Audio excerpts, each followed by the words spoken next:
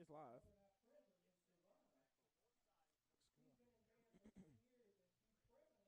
I don't know why it doesn't show the video there, but it's weird. Yeah, you can load it here. Just don't hit it yet.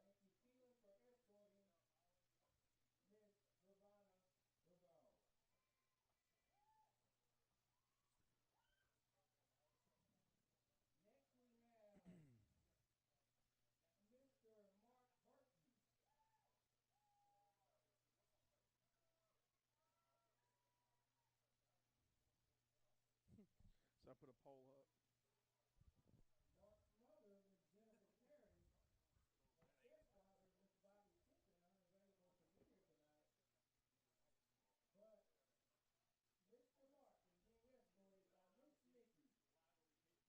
I'm gonna say we'll start at 6:29. So give it 1 minute. We'll be ready to go. Woo!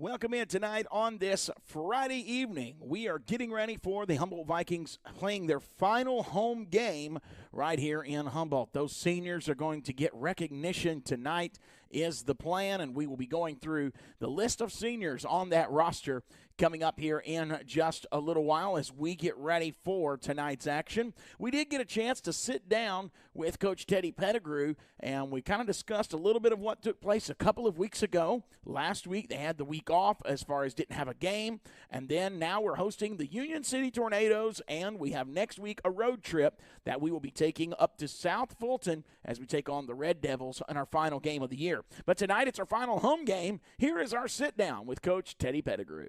We have Coach Teddy Pettigrew here today after one of their practices. It's starting to feel like football weather, finally. Yeah, finally it is, yeah. So, you've had a week off here. I say a week off. Obviously, you don't probably take just a full week off there. But what do you hope to accomplish as a coach? I know you've never been in this situation before as a coach where you haven't won a game yet. What is it that you're hoping to accomplish in a week off like that? Well, a week off like that, you're hoping to get some guys who are banged up back, healthy as they were when the season started. Yes, sir. Yeah. And I know you haven't had a lot of players that were necessarily missing, but like you say, they're not 100% because the wear and tear of a football season. But we're going into Friday night pretty healthy, I would say. For the most part, yeah. Okay. Obviously, you've had time to look at this Union City team who has 3 losses on the year. They come into the game 5-3 Friday night. They're 4-1. The only team they've lost to in the region, 4-1, is Dresden, and they hung with them very good. I know that our Dresden game was kind of overshadowed with the key injury, and we probably have him. I think he's back, isn't he? He is, yeah. So, it's kind of hard to look at this game really with a true perspective other than – they hung in there with a really good Dresden team. You're going to have your hands full Friday night. Yeah. We have our hands full with Union City. Union City is very talented. Of course, they're coming down from 2A, where they pushed for, pretty far in the playoffs last year in 2A. So, Union City is a good program. So, yes, sir. Yeah. They handed Halls one of their worst defeats of the year, 68-3 last week. So, they're coming in red hot. Things are clicking on offense. Defensively, what are you looking at with Union City that you really got to watch out for? I mean, Union City is responsibility of football. I mean, because they run that triple option pretty well. Okay. I mean, so you just got everybody's got to be in the spot where they're supposed to be. If not, I mean, they're gonna find the holes and find where you're not. If you're not covering that gap, they'll hit you right there in that gap. So. I haven't had a chance really to see a lot of the Gleason game. Offensively, I know you're trying to get that first win for those seniors, especially coming into this game Friday night. What are you trying to do offensively? I know obviously you can't give away your scheme here on a Thursday night, but offensively, are you working on certain aspects of the game, or is it just overall the entire offense right now? We're working on everything, and we don't have a win, so we have no choice but to work on everything. Yes, sir. So, yeah. Yes, sir.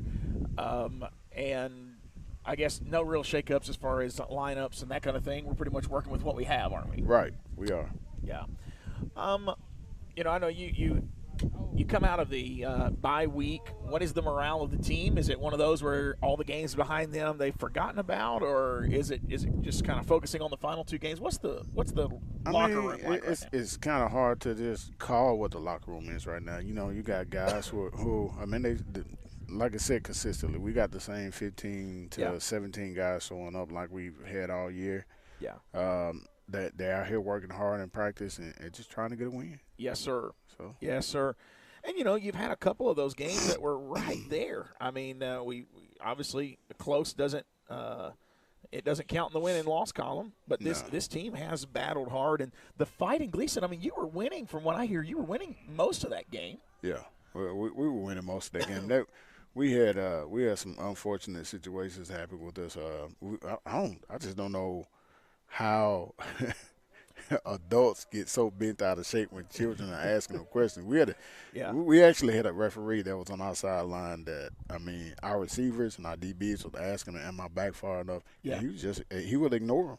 Oh. He would ignore him and he'd throw a flag on him. And, I got upset about it. And, well, sure. And, my thing about it, you don't do children that way. Yeah. If they're asking you a question as an adult, answer the question. Don't ignore a kid and then throw a flag. And it got to the point to where, I mean, I just told the white hat, we're going to pull our kids off and leave, and you can explain TSSAA why, because your official was not calling the game right. Yeah. If they're asking him a question, am I back far enough, at least he could do a say yes or no. And that's one of those things that's not really in the rule book that they have to, but every referee gives that courtesy. They don't have to, but if they're doing it on the other side of the field, I expect them to do it on our side of the field. Yes, sir.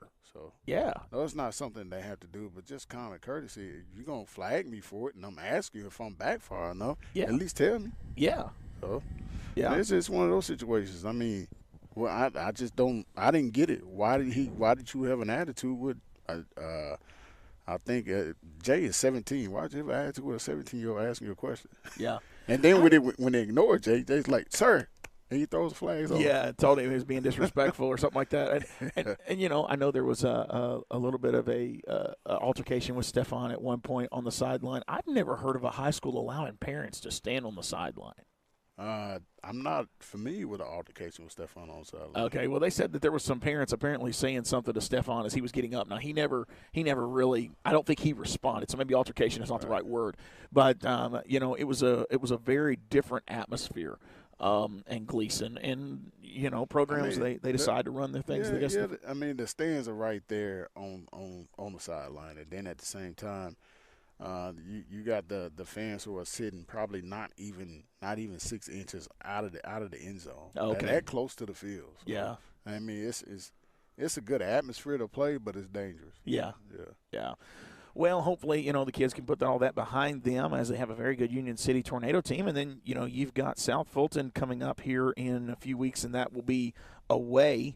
And obviously, I know you're focusing one game at a time here, but with 2 games left down the stretch, obviously, what are you looking at to see the most out of this team? I know you want to win, but where's the biggest room for improvement right now? Everywhere. Yeah, it's hard to pinpoint. Just to actually play a full game instead of taking plays off or taking a quarter off or just getting so rattled to where you just get taken out of the game. I mean, we're trying to do it. I mean, improve everywhere. When I came over here, I knew I was going to have to build. Yes, sir. So I mean, we're still in that process. I mean, you can't build overnight, and it's hard to build in 3 years. I mean, it's difficult right now. Sure. What do you say? Obviously there's alumni that look back at this and they're like, man, we've never seen Humboldt football here. I know you've never been here as a coach before. Where to from here? Obviously no wins. This is 2 years here where it's been really, really tough. I think your first year was we came in and we were able to make it to the playoffs, get to the second round, and now some of those kids got to do that, and now they're like, well, what's happening this year? What I can say, I've been preaching this all year. Yes, sir. These kids got to understand the practice is important. That first year I came in, I had kids who were players who were more committed with coming to practice every day. Okay. When you miss June, and some miss July as well, you're gonna be ready to play a season. This is not baseball or basketball, and I'm not taking anything from those sports, but at the same time, this football. You have to come work out. You have to come and take reps. If not, you're going to be out of position. You're not going to be that good. It doesn't work that way with football. Sure. You have to put the time in. Yes, sir. Yes, sir. This is not a game that you just come out here and just turn your talent on and off. You have to work at it. Yeah. So. Yeah. I got to see Trey Smith. It was on Friday of last week. Got to have a couple questions one-on-one with him as they celebrated him in three-way. And that's something that he brought up was, coming home from practice and then still running 2 or 3 miles. Yes. I was fortunate enough to coach, some of those guys like Trey Smith that had that motor. One was Avery Williamson. Yes. And Milo, man, we used to have tour days in June where we'll work out in the morning and then we'll bring them back, when the sun went down around 6:30. Yeah. And you would see that first week. Man, there's about 15 guys going home with Avery. And by the end of that week, man, it dwindles down to about 5. Yeah. Because Avery's out there working. Yeah. He's chopping down trees. He's got the sledgehammer, hitting tires. He's running. That it takes that type of commitment and drive in order to be an elite player. It separates the good from the great. It definitely takes work, and nobody just arrives. No matter how talented or gifted you are, you still have to put in that work. You have to put in the work. My thing about it, and this is one thing I always teach the guys that I encounter. If you speak it into existence, man, how hard do you want to work to accomplish your goal? Yeah. Because no one can put a measurement on the type of work that you put in. Yes, sir. Nobody can do that but you. That's right. So it's up to you. What would be the word to the fans? It's a final home game. We want a lot of fans here. I know we haven't seen the greatest results, and I know there's a lot of downers out there that say, man, Friday night's going to be a tough night. These kids still deserve to have that support, no matter how the score goes. Come out, support these kids. That's what somebody did for you one day. Come out, support them. You heard it there straight from Coach. Thank you for tuning in to the pregame show. When we come back, we're going to talk to one of the breakout players from last week's game, Kendrick Taylor. Don't go anywhere. We'll be right back after a word from some of our sponsors. Hey, Vikings fans. This is Ted Martin, former Humboldt Vikings quarterback and class of '93 graduate. When me and my fellow classmates want to follow Viking sports, we watch Viking News on Demand. In addition to live streaming of games, there are also plenty of specialty shows that keep us all involved in our alma mater. On behalf of the class of 1993, go Vikings. Are you ready for some Viking action? The Humboldt Chronicle is here to cheer on both the junior and senior high Vikings as they tackle the upcoming season with unparalleled determination.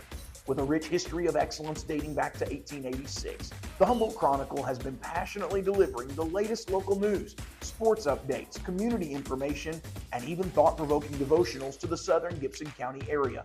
Published weekly, you can now access all of these exciting insights both in print and online. Don't miss out on any of the thrilling moments with Viking football. Grab your copy or subscribe today and join us as we celebrate every Viking score on the gridiron, exclusively in the Humboldt Chronicle. Believe it or not, 1 in 8 people Hi, welcome to McDonald's. ¿Cómo le puedo ayudar hoy? have worked at a McDonald's, all entrusted with the world's most famous fries day one, with the power to make more kids' days than anyone else. Who's seen a person's running late meal, Have a great day. celebration meal, Okay, apple pie. pre-game meal, and post-game meal, And know that no matter how long you've been here, no 2 days at McDonald's are the same. 1 in 8 also know that a job with hours that work around your life means more time for your life. Okay. Who can tell me about the book? That what you put in here, Almost you get out.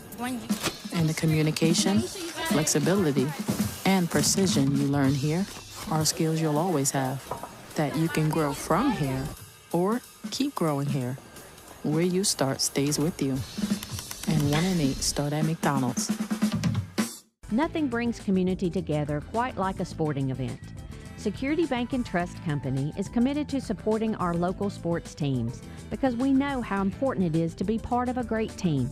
This is Deanne McEwen at Security Bank and Trust Company. When you team up with us, you are fostering the competitive spirit of our local athletes. Want to be part of our team? Join our amazing banking community. Visit your nearest branch or head to securitybanktn.com to learn more. Equal housing lender, member FDIC. Are you in search of a nurturing and educational environment for your little ones? Look no further than We Pray Learning Academy, located at 910 North Central Avenue in Humboldt, Tennessee. We offer our services to children aged 8 weeks to 12 years old. With our dedicated owners, Hannah and Doris Collins, you can rest assured knowing that your family is in good hands. To learn more about our academy and how we can best serve your child, reach out to us via email at weprayacad@yahoo.com or give us a call at 731-784-7294. We can't wait to meet you and your little Vikings. Welcome back into the pregame show of your Humboldt Vikings, getting ready to face off against the Union City Tornadoes right here at Barker Field, and we are excited about this game. Actually, it's Barker Memorial Stadium, Doug Atkins Field. Want to make sure and get that correct. Thank you for tuning in tonight. Breakout player from last week's game, Kendrick Taylor, caught 4 passes for over 80 yards and 2 touchdowns, and he'll tell you in the interview it was from 2 different quarterbacks. Here's our sit-down with Kendrick Taylor earlier this week. Kendrick, you had a great game last Friday night. I know for most of the game you guys led. It kind of felt like, we was about to snatch away that first victory of the year. I was out of town, but I was getting texting updates every so often, and my guy was texting me saying, man, they look really good tonight. They're fighting hard. I think you had 2 receiving touchdowns on the night. Yes, What do you think was the factor there? What caused you to catch those 2 touchdowns against Gleason?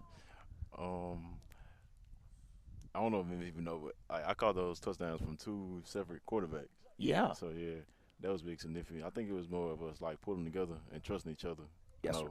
We had less people, but we had more focus. Yeah. Oh, hey, I like that. Less people, but more focus. Sometimes just, eliminating the distractions, and that's what may have played into that. I know you had quite a few receiving yards. You also have to play on the defensive side of the ball as well. What stood out as you played defense against Gleason? I know they crawled back in and ended up winning the game, but what stood out to you defensively as you played? Just recognizing the looks and the formations and stuff like that. Yeah. I never really played defense like that, but I see it's not as easy as it looks. But those practice reps are helping, Yes, and you're always out here working hard. I see you. I never will forget when they made the switch. Jay went to wide receiver, and Kavion came in at quarterback. I pulled out here to do the coaches show, and Kavion was throwing balls to receivers, and you had stayed after practice that day. What about that, developing that chemistry? I know you caught from 2 different quarterbacks. You've caught from Jay before. He was quarterback last year, but what's the difference in the 2 quarterbacks? Is there a difference you can tell from wide receiver? Sometimes it's a certain level of trust. Okay. Yeah. Sure. Kavion kind of growing in that role. Yeah. And I know he's got a little bit of time there to grow because he's not a senior. However, you are a senior this year. I'm a junior. You're a junior. Yes, I don't know why I thought you were a senior. So you've got another year. That's good. Yes, So you have another year to grow with these quarterbacks as well. What do you expect? Let's just say Friday night. We know Union City's coming in here, and Union City is 4-1 in the district. Their only loss is to Dresden, which I was telling Coach, our Dresden game, that score is not even fair. The injury, I think, really loomed over us in that game pretty heavy. maybe not as much even on the field as much as just mentally. When you see a kid getting taken off in an ambulance like that's tough. I don't even know how you guys played through the rest of that game, to be honest, man. It was tough. But their only loss is to Dresden. So what are your expectations this Friday night? Do you think you can get separation and be that key factor on offense again, at the wide receiver role? Yes, sir. I think I can. As long as I do my part and we trust the team, we can make a stand against these people. I think they just put their fans on, like we say, Coach say. Yeah. Fans on one leg at a time, just like us. That's right. That's good. Hey, Friday night you're going to have, like I said, this Union City team coming in, but you're focusing on, obviously, you guys. Now, you're a junior, but you don't have to be a senior to be a leader. That's something else Coach has really been talking a lot about this year. Do you see yourself as that leader? If you are you a vocal leader, or are you just more like, hey, I'm going to show you how to do this? I think sometimes I'm a vocal leader. Okay. But sometimes I just like to pull people to the side, just talk to them one-on-one, like with no distractions. Yes, sir. And just, like, slow the game down for them and show them, like, what they're doing wrong, and they help me on what I'm doing wrong. Yeah. And it grows us together. Fantastic, man. We want you to have a good game Friday night. We're going to be here, obviously, pregame at 6:30, and we'll be playing this during the pregame show. And hope to see you catch at least a couple touchdowns Friday night and maybe get that first win of the year. That would be huge, wouldn't it? Yes, sir. It would be big for our seniors. Yes, sir. Would be awesome. Good luck Friday night. Thanks for taking the time for us. Thank you. Nicholas Bigham also had a great night as well, an outstanding night, catching the ball 2 times, collecting an impressive 77 yards on the night. Your leading rusher for the night was Stefan Shivers. No surprise there. He only had, though, 18 yards on 4 carries. He was able to be in the end zone 1 time there on the ground for a touchdown. I'm looking here. Kavion Taylor completed 5 out of 8 passes for 107 yards. Jay Agnew went 2 for 3, accumulating 86 yards and throwing a touchdown. Kavion threw 2 touchdowns. And so a great night of football. It felt like the game against Gleason got out of hand in the fourth quarter. That's where the wheels fell off. This team is playing some pretty good football for quarters 1, 2, and 3, and they actually led most of that game last week. A disappointing loss, however, as that game ended with your Vikings on the short end of the stick, 54-36, but that score really does not show how well your Vikings competed a couple of weeks ago. I may have said last week, but last week you heard earlier with Coach Pettigrew, they had the week off. Now, defensively, it was not our best game. Gleason was able to really get their job done on the ground. They rushed for 241 yards, and they did complete passes for 141 yards through the air, but most of their job was done on the ground. And you look for this defense tonight to step up and play to the caliber that we've seen them playing all year. And hopefully they can do that against a very talented Union City Tornado team. You heard Kendrick say, we want to get a win for these seniors, man. We don't want to go this whole season without getting a win. And he's saying, hey, what about tonight? Tonight, there's no better time than tonight. Let's get that win, and we hope that for them as well. Appreciate you tuning in to the pregame show and all of our sponsors. One sponsor that doesn't record a spot, but we could not do this without them, and that is Mr. Chance Baskerville and our Viking Booster Club. We appreciate them so very much and helping us broadcast each and every week. I will mention, join us every Thursday night. You may have missed it last night, but every Thursday night, you actually get that interview with Coach a night early. We sit down with him, and we have what we call TED Talks. And we got one more episode of that coming up this week on Thursday night. When we return, we're going to go live out to the field, and we're going to start getting ready for tonight's action. How about that? It's going to be a great night of football. You don't want to go anywhere. We'll be right back after some more words from the sponsors. Are you looking for a job in manufacturing or maintenance? Look no further than West Rock, located at 1720 North 9th Avenue in Humboldt, Tennessee. West Rock is not only proud to support the Humboldt Vikings, but they are also actively hiring. What's even better is there is no mandatory weekend overtime. The manufacturing position starting at a competitive $19.25 an hour, and the possibility for an increase to $19.83 an hour after just 60 days. West Rock offers a great opportunity for those interested in the field. If you have an experience as a maintenance technician, the pay ranges from $21.39 to $32.88, depending on your level of expertise. Don't wait any longer to get started on your application by visiting jobs.westrock.com. Join the West Rock team as we cheer on your team, the Humboldt Vikings. Simmons Bank presents Banking Made Easy. With our powerful mobile banking app and online banking, at the touch of a finger, you can make deposits or pay bills, view account balances and transaction history, keep a close eye on your money with helpful alerts, even customize features just the way you want them. And with our contactless Visa credit and debit cards, you can just look, tap, and go. Convenient banking from Simmons Bank. Easy, fast, and secure. Learn more at simmonsbank.com/easy. Hi, I'm Seth Wilkerson, co-founder of Viking News On Demand. Since our launch in 2020, we have been committed to delivering comprehensive coverage on Humboldt City schools and athletics. From thrilling athletic games to exciting college signings and big school events, we have it all covered for you right here on Viking News On Demand. Join us every Thursday night for TED Talks with Coach Teddy Pettigrew at 7 p.m. and every Friday night for high school football under the bright lights. Our pregame show begins 30 minutes before kickoff every Friday night. Our goal is to spread the word about the positive things happening in the city of Humboldt and its schools. So tune in and stay informed with Viking News On Demand. Thank you for your faithful support, and go Vikings! Jake from State Farm. I really want that personal price plan, so I'll admit it. I'm a bath bomb guy. Dude, you do not need to get that personal. The State Farm Personal Price Plan simply helps you create an affordable price just for you. For real? Who's ready for their jazz bath? No? Who is that guy? Jazz bath? Call or click to get a quote today. Like a good neighbor, State Farm is there.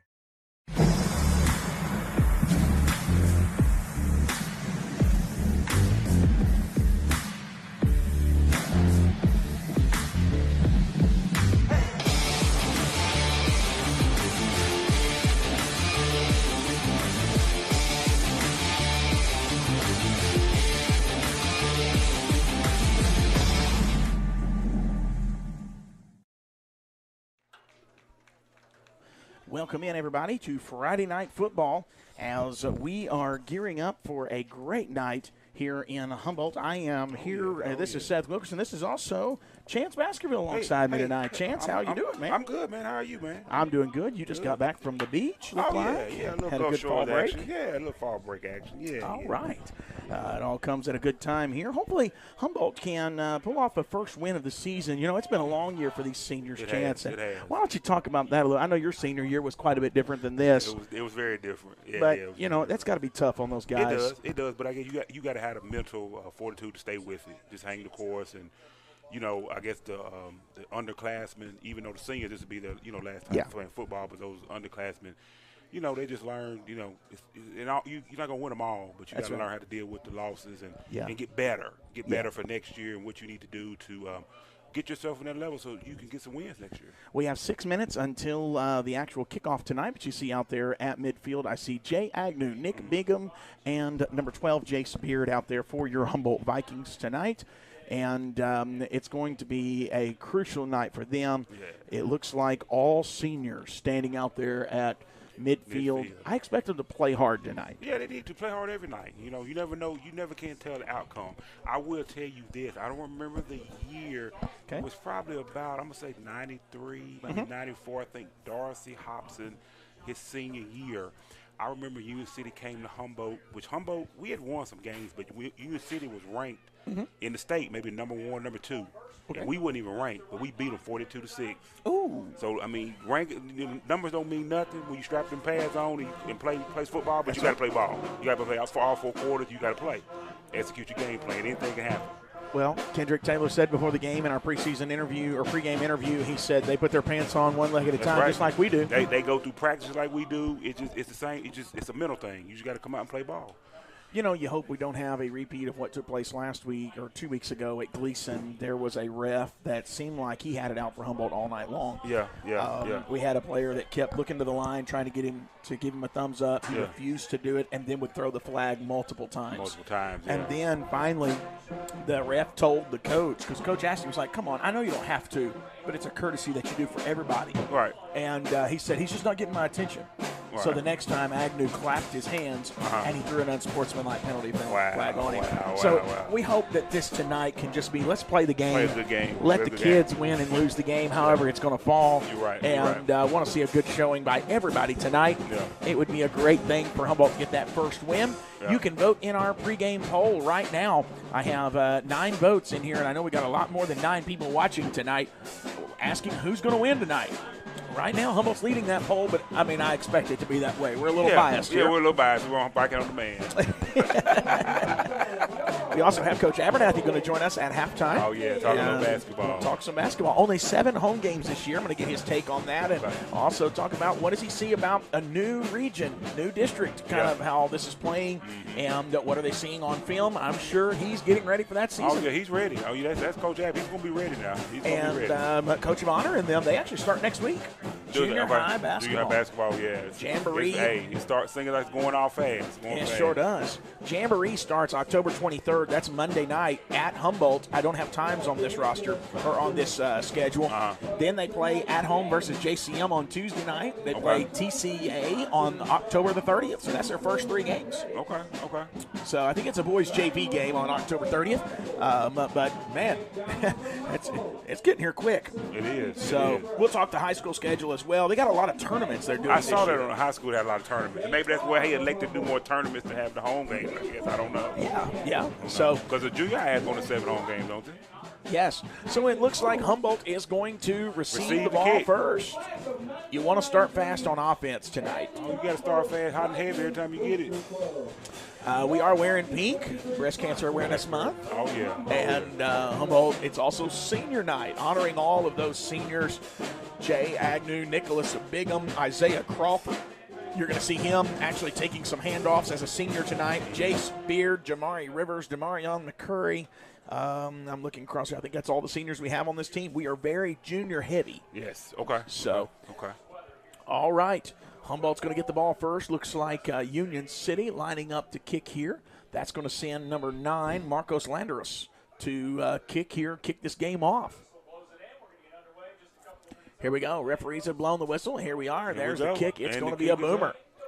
And he's going to catch it. Looks like from about the 9-yard line, crossing out. He got it to the 20, picks up some key blocks, and he gets knocked down at around the 30-yard line. I agree with you there. That is a great return. It'll be 1st and 10 from what looks to be the Humboldt, I'm going to say 31-32. Yeah, I would say that. So that's what you want to see. He was probably about 1 or 2 guys away from breaking. But he was a step from breaking. He was a step. Like gear down, gear up, he would have been gone. He was on that far side of the field. I had a hard time seeing who that was. We'll try to watch closely tonight. I think that was like number 8, Tyon Campbell. Campbell. That's what it looked like. I couldn't see the number. That's a freshman. Yeah. All right, here we go. They're going to go with, looks like Tyreek Boykin out to the left at wideout. Nicholas Bigham out to the right. 2 tailbacks in the backfield here. Quarterback directly under center. Goes back. That's Kavion. He's going to hand it off. He's going to go forward, pushing his way. That's Jay Agnew to the 35. Yep. It's going to be a gain of 3. That's a nice stretch out. Yes, sir. So 2nd and 7.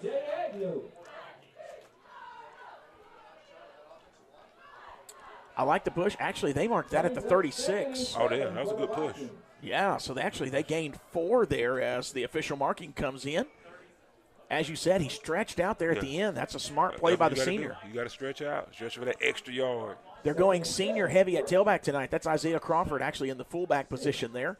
He's going to hand it back off to Jay again. Jay doesn't have the success there as Union City snuffs that one out. I think they lost at least 1 yard. They did. Maybe 2. I think they're going to mark it at the 35, looks like. So now we are behind the sticks at 3rd and 8. Got to throw on something they ain't expecting. So Agnew now 2 carries there to start the game. Here we go, 3rd and 8. Humboldt at their own 35. They are lined up at the far right hash. Here we go. He's in the gun. Ooh, weird snap. He's going to throw it long. Oh, no. That was a bad pass. That was a Humboldt kind of got lucky on that one as it was did. right to number 7, Tayari Jones, and that was intended for Nicholas Bigham. Just overthrew him. Seemed like he got rid of that ball awful quick. He rushed that pass. He should have had just a little bit longer. Do you think he panicked because of the snap being awkward? It might have been. You know, you got number 3, Kavion Taylor. He is a sophomore, so he's still learning. He is. Still got the jitters, but you got to shake him off. Got to play ball. That was intended again for Nicholas Bigham. Here we are at 4th and 8. I expect a punt by Agnew. Takes the snap. That was a good snap. Agnew gets it off. It's going to be a low line drive Come on, kick. y'all. Get down and there. he picked it up at the 33. He's got a big hole on the right hole. side. Big hole. Oh, man. Good hole. Oh, man. He's going all the way. And it's going to be Union Touchdown. City touchdown. Wow. That was something else there. Hey, Aaron, make sure you put the scoreboard up. And that's going to be Union City going up there 6-0. I believe they have a kicker, so you're going to see an extra point. Oh, We'll yeah. see. Oh, yeah.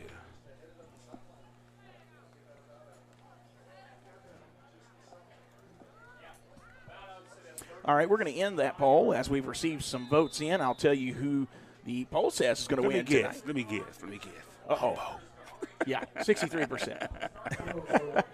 Here comes the extra point.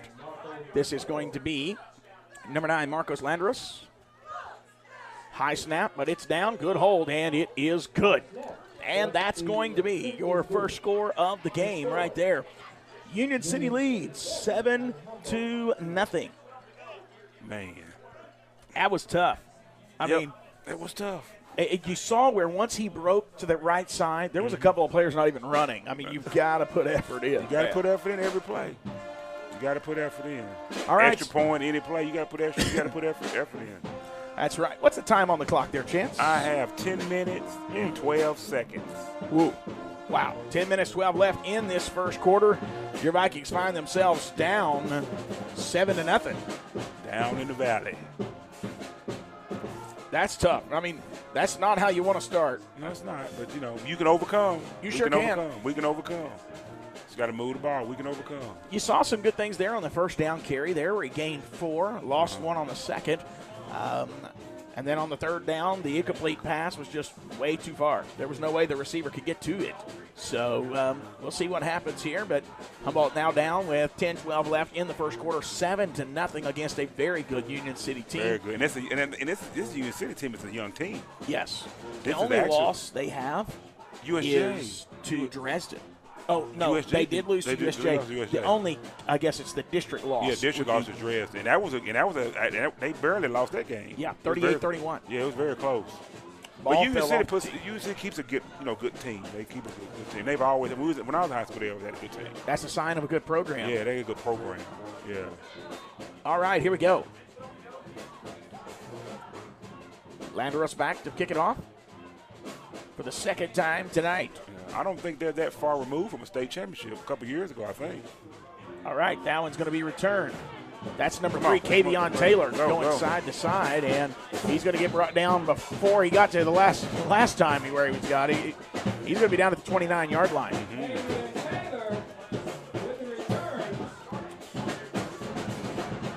First and 10 from the Humboldt 29.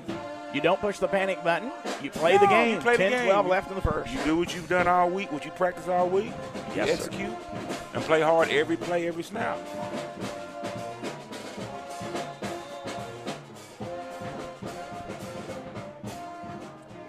All right. I see same lineup. You got Kavion in at quarterback. Isaiah Crawford right behind him, and then behind him in that I formation is Jay Agnew. It's going to be Jay with the ball again. There you go. Come on. Come on. Just protect that football. He got a first down, got out across to the 42. Nice run. That was a great carry there. Picks up a Humboldt first down. Yeah, that'll be Humboldt first down. He'll get it now out to the 42-yard line. That'll be a gain of 13. Nice run. I need a couple more of those.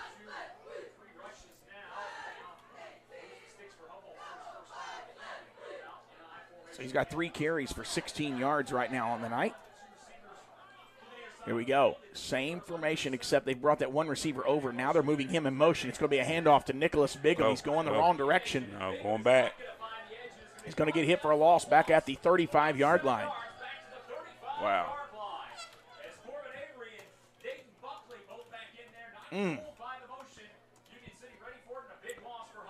So that's going to bring up now 2nd down and 17 at the Humboldt 35. Actually, no, 36. So, yeah, I say 36. Yeah, that's the 36. So, yeah, that's actually just a loss of 6. So, he's back. He's going to hand it off. That's Jeremiah Jones. Got him in the backfield. Yeah, they did lose that. Now they're going to say no gain. So it'll be another no gain there, and that'll be 3rd down and 17. You think you got to go to the air here? I mean, yeah. You got to go to the air. Got to try to get. You got to move them sticks. You sure do. You got to move them sticks.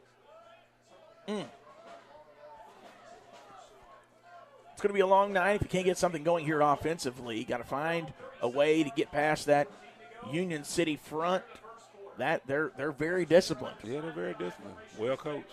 They did not get fooled on the move around, that's for sure. Oh, that's Isaiah Crawford. That's a nice gain. That was a good gain to what looked to be the 45-yard line. Gain of 9. I think that maybe 40. Oh, he cheating.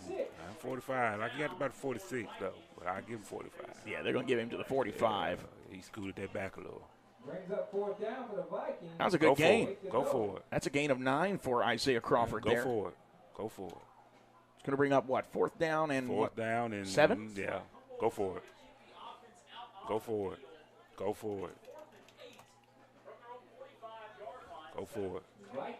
Hurry up. Y'all going up there. Don't wait for them. Get up. Line up. Y'all come on.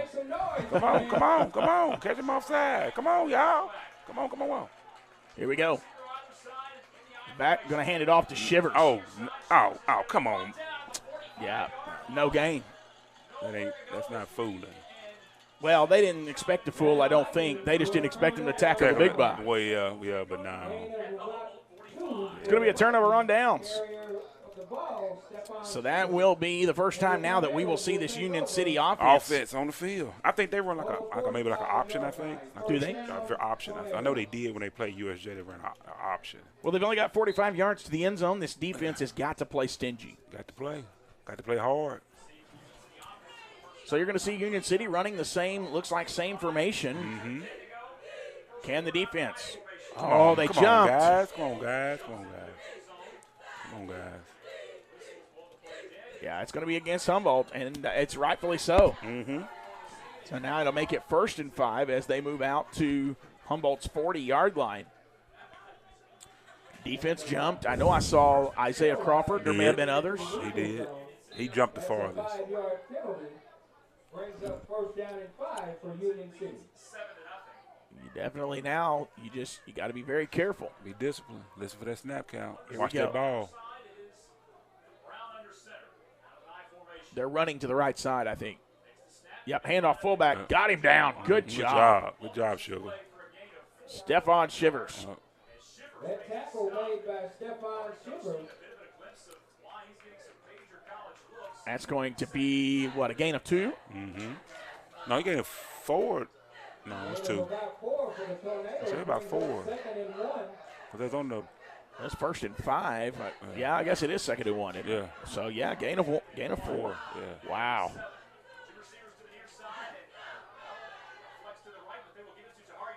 Running it right side. Come on, He's y'all. got room. Got 1st down and more. Going to get brought down there, but he gets inside the 30. Looks like now they're going to be found at the Humboldt 29. 29, yep.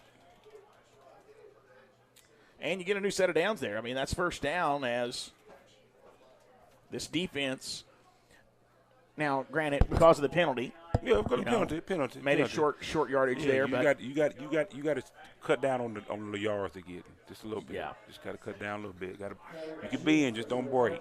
Union City's happy to keep running the ball, though, with that kind of with this option, they're pretty much going to run a whole lot. Going to the left. Yeah. He got past him. He's got a first down.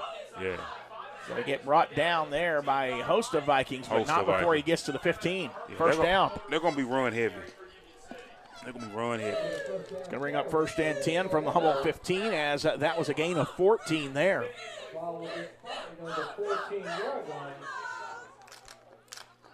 Wow. First and 10. First and 10, Union City. What you worry about is them running it, and then they go over the top on you. Catch you. They're going to throw a few passes. Come on, man. What is he doing? Come on, man. Come on. Get your head in the game.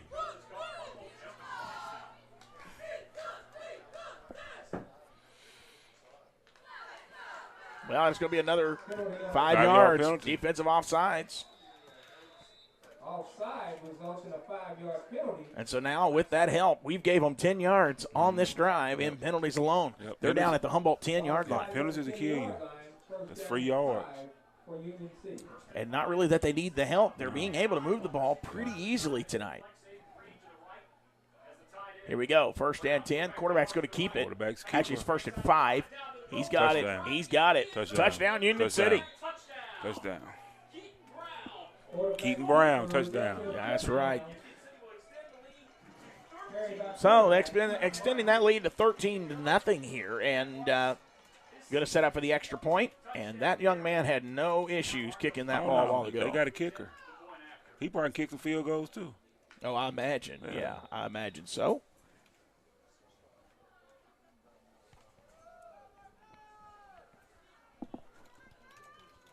Here we go, lining up.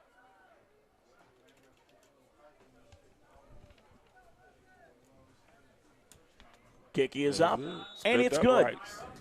14-0, 5:12 left in the first quarter. We're going to take a quick timeout, and when we return, we'll have more action here in Humboldt as Humboldt trails 14-0. Brings community together quite like a sporting event. Security Bank and Trust Company is committed to supporting our local sports teams because we know how important it is to be part of a great team. This is Deanne McEwen at Security Bank and Trust Company. When you team up with us, you are fostering the competitive spirit of our local athletes. Want to be part of our team? Join our amazing banking community. Visit your nearest branch or head to securitybanktn.com to learn more. Equal housing lender, member FDIC.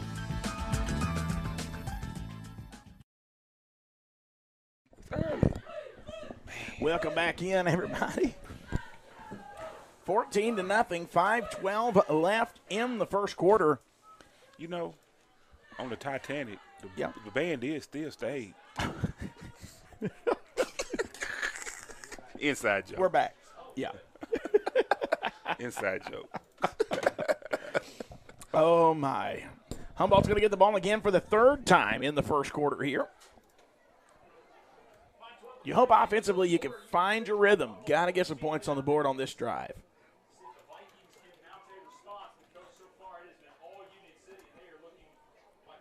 He is lining up, taking a lot of time on lining these kicks up. I don't know if they're having trouble. The ball does keep falling over some. Here comes Landerus to boot that kick. Kicks it again. This time it's returned from inside the 10. That's Kavion going the wrong direction. Wrong way. Can't go back. Can't go back. Got to either go forward or lay down. Take a knee. He didn't even get to the 20. I mean, he's down around the 15-yard line, I believe. Yeah, first and 10 from the Humboldt Viking 15. Backed way up. The carry by Kavion Taylor.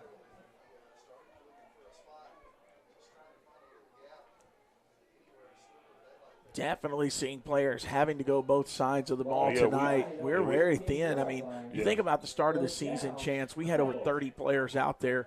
I would say tonight we're doing good to have 20. Right. This sideline is scheme. It's scheme.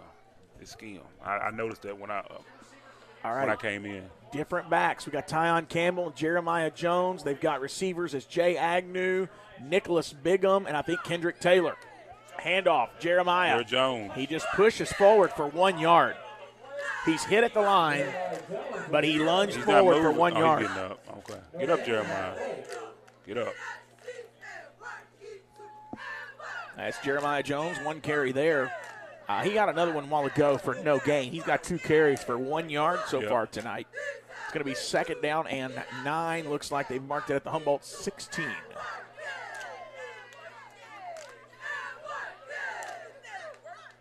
That was a short yard, really. Very short. I think he stretched out for that. Yeah. I don't even know that they really gave him a full yard looking at that stick across the way there. Oh, different formation here. Shotgun, 2 tailbacks. Go. You cannot keep wasting time. Back, going to throw it. It's there. Go, go, go, go, go, go, go. That's Kendrick Taylor with the catch. Good job. Good job. Good job. Jay Agnew in at quarterback there, throwing that touchdown. Or not touchdown, throwing the first down. That's a good pass. Got to move it. Let's go. So Jay Agnew, they're going to kind of keep throwing you off with that. That's what they did down at Gleason. They kept swapping quarterbacks on them. Yes, it throws the defense off. You don't know what you kind of don't know what you're gonna do when you do that, when you switch quarterbacks like that. 1st and 10 from the Humboldt 33, same formation. Trying to loosen that defense up a little bit. Going to be a handoff this time. Jeremiah Jones trying to get to the corner. He gets there. He's stiff-armed the man. Yeah, he hesitated a little bit. You got to go on. You got to bust it. Crosses the 35, but I think they're going to mark him out at the 36. That's going to be about 3 yards. Yeah. 3-yard gain there. So 2nd down and 7.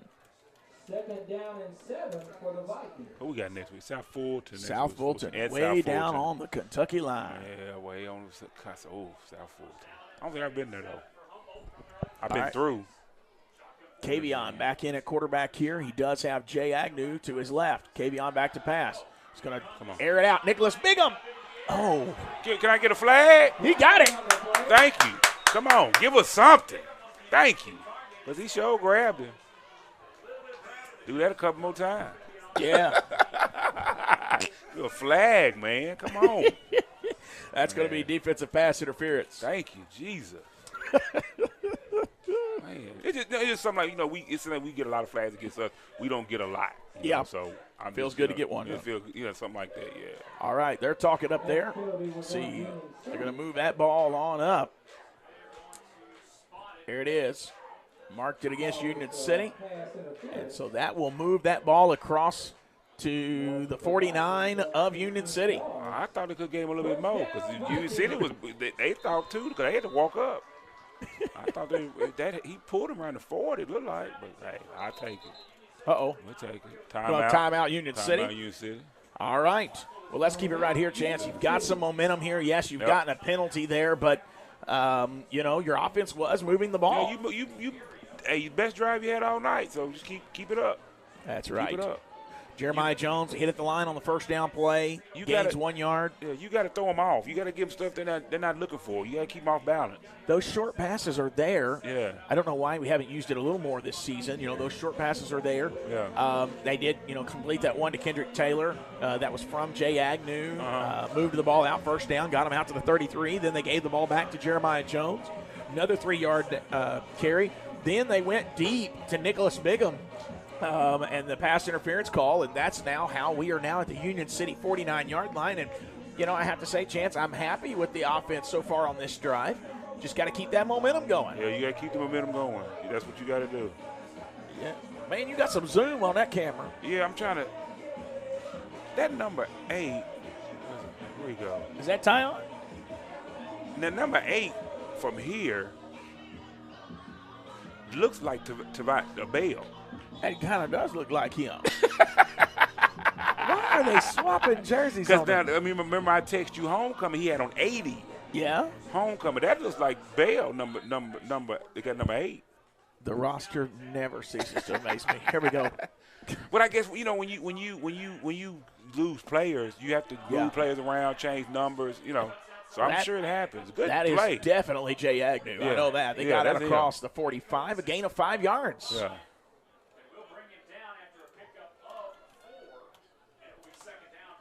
Oh, they're going to mark that back at the what? No, they don't. They just move back. I'm going to say, don't start cheating now. Not at home. We can't get cooked at home. Not at home now. All right, that's going to be at the Union City 44. Here we go. 2nd and 5, Vikings. See what we can do here as we have been able to move the ball. Let's keep it going. Back handoff to the fullback. That's number 7 on my roster. That's Isaiah Crawford. Isaiah Crawford. I think that's right. He gains about a yard or 2. See where they mark it. Ball remains on the 44. Brings up no, they just moved it up. They gained 1. We got what down? We got 3rd and 4. 3rd and 4. 5, 4, 5. Nah, it's 43. I'm looking at that ball. That's a 43. He's in the gun. Throw. Complete to Kendrick. Good job. Good pass. First down. He got forward progress. He got forward progress. Now watch where they spot. Okay, he get up there. That's a good pass. That's a great job there. Yep. That's where you got to work them right there. And that's going to put them down now at the 37. Yeah. You get that pass jump, and then you drop that run in there. We're taking some time off that clock, too. It's down to 1:26 remaining in the first quarter. That's a strategy. Clock control. Hold it. I do see the play clock's not working again tonight. That thing ain't worked all year, I don't think. We'll work I on think that we for had next season. one game. We had to work. That'd be a project for next season. Yeah. Speaking of next seasons, we do have Coach Abernathy going to join us at halftime. We're going to talk the basketball season. B-ball. Here we go. Humboldt in that eye, going to toss it out to the right. Come on. Oh, stiff arm by Jay Agnew. And he was get inside the 35 back. Wow. I think he got to the 32. Nice move. They hesitate a little bit. You got to hit that hole. You got to go. You can't hesitate. Let's see where they mark this. That's inside the 35 at the 33. So is that a gain of 4? A gain of 4. Yeah. 4. Yeah, that's a good run. Very good. Very good. 2nd down and 6. Kavion Taylor getting the call from the coach. Now back to the huddle, and they are breaking that huddle quite a bit quicker than they have been all season. They got it. Hey, come on with it. High snap. Yeah, quarterback going to keep it. He's job. got a first down. Good job. Great run by Kavion Taylor. Great run. That's going to be another first down. And he went out of bounds with like 1.4 seconds remaining, and it will be at the Union City 25. That was a big play. It was. They've had a couple good plays on this drive. They found something. They got to stick with it. All right, here we go. 1st and 10 from the Union City 25. This will be your last play of the first quarter, I imagine. Taylor takes the snap, back to pass. Looking, doesn't have it. He's rolling to his right. He's going to run out of bounds, and he loses yardage, I think. So that's the end of the first quarter. Let's take a quick timeout. When we return, we'll have second quarter action right here on Viking News. Believe it or not, 1 in 8 people Hi, welcome to McDonald's. ¿Cómo le puedo ayudar hoy? have worked at a McDonald's, all entrusted with the world's most famous fries day one, with the power to make more kids' days than anyone else. Who's seen a person running late meal, Have a great day. celebration meal, Okay, apple pie. pre-game meal, and post-game meal, and know that no matter how long you've been here, no 2 days at McDonald's are the same. 1 in 8 also know that a job with hours that work around your life means more time for your life. Who can tell me about the book? That what you put in here, Roxana. Almost you get out. And the communication, flexibility, and precision you learn here are skills you'll always have that you can grow from here or keep growing here. Where you start stays with you. And 1 and 8 start at McDonald's. Are you ready for some Viking action? The Humboldt Chronicle is here to cheer on both the junior and senior high Vikings as they tackle the upcoming season with unparalleled determination. With a rich history of excellence dating back to 1886, the Humboldt Chronicle has been passionately delivering the latest local news, sports updates, community information, and even thought-provoking devotionals to the southern Gibson County area. Published weekly, you can now access all of these exciting insights both in print and online. Don't miss out on any of the thrilling moments with Viking football. Grab your copy or subscribe today and join us as we celebrate every Viking score on the gridiron, exclusively in the Humboldt Chronicle.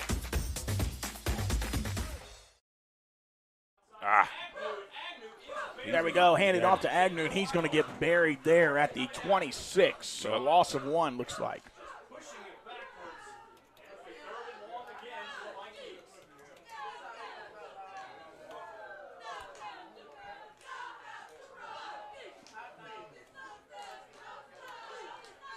So now you're sitting at 3rd and 11, Jansen, from the Union City 26.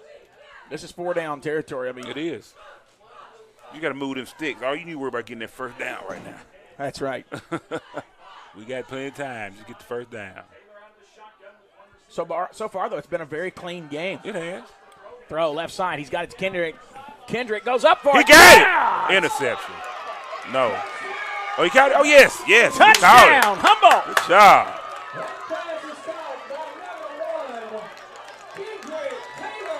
That was a great throw. It was. Very great. That was an awesome throw. Awesome. Wow. Now that's how you answer, Chance. Yeah, You're back in this game. We in it. We in it. Never was out of it. You just got to answer. Now, are they going to send the kicker in? How confident are they? I think they finna go for 2. They finna go for 2. Looks like it. Yeah, they finna go for 2.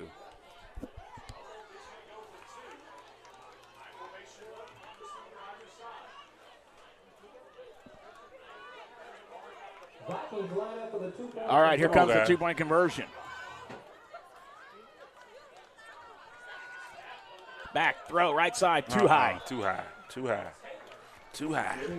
All right, but new score. You got Union City with 14. Humboldt with 6. And Humboldt with 6. Hey, we on the board. Wow. We drove down the field. We on the board. That's good. That was a very good play. It was. It was. And that play's there. It is. It's there. And that's the thing that the quarterback's got to understand. Just settle into your game. Yep. You know, settle into your game. Yep. And let it go. Yeah, but everybody has to do that. The yes, line, sir. Yes, the sir. receivers, everybody has to settle into it. Do what you're supposed to do. Don't worry about nobody else, but do your assignment. That's right. Everybody do your assignment. And stay the course, because you may get behind. You might get behind 2 touchdowns. But this is a long game. Yes, it is. I've seen some things happen.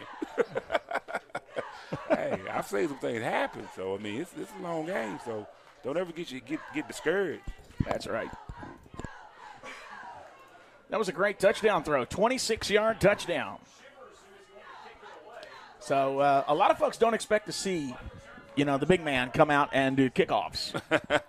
He can kick. He can. He can kick. Got a good foot on him. He's kind of shown to be the jack of all trades. Yeah. As he's been running back already for one time tonight. Don't let the size fool you. That's right. He had quite a weekend last weekend. He was at the Texas A&M UT football game. I saw that. He got to speak to Josh Heupel, and we actually have an article that's going to be coming out next week on Viking News on Demand about his trip. Yeah. All right, they're going to return it from what looks to be the 16-yard line. Y'all got to get him. Y'all got to touch him. You got to touch him. You got to put your hands on him. You got to put your. That's going to be Isaiah Crawford with the stop. Goodness. You got to put your paws on him. You got to hit him. You can't grab him. You can't lay down in front of him. And that's the thing you don't need. You don't need Union City to have this kind of field position. Oh, no. You keep them far back as you can. Oh, my. So they're going to start at the Humboldt 42-yard line. The ball on the 42-yard line of Humboldt. First down, Union City. All right, ref has blown the whistle, so the play clock now starts. I have a cousin who's a old alumni. I think he graduated he played for UT back in the I think in the 70s. He was there at the game Saturday. He told me he ran to Stephon. Okay. And he has to send me a pic. He took a picture of him. Yeah. Yeah. All right, here we go. Directly under center, moving to man in motion. He's going to hand it off. It's going around to the right. Get him down. There you go. Host of Vikings there. That's Jay Agnew, Tobias Bell, Jeremiah Jones. That's right. On the carry for Union City, Jacob Arnold stopped by lead man on the tackle, Tobias Bell. Great job there. Good job. Our host of Vikings. Only a 1-yard gain, bringing up 2nd and 9 from the Humboldt 41. Play tough. And offense has done their job, and the defense do theirs. Great job. Do it again. Don't let those motions fool you. Keep your eye on that football. There you go. Moving a man to the left. I think they're running it to the left. They're No. They're going to run it. Bouncing a man out. Trying to get us to jump. Don't jump. Is he changing the play at the line? Probably. There it is. Handoff up the middle. He got it. Quarterback kept it. The referee got to run over. Referee got into play. He needs some pads, though.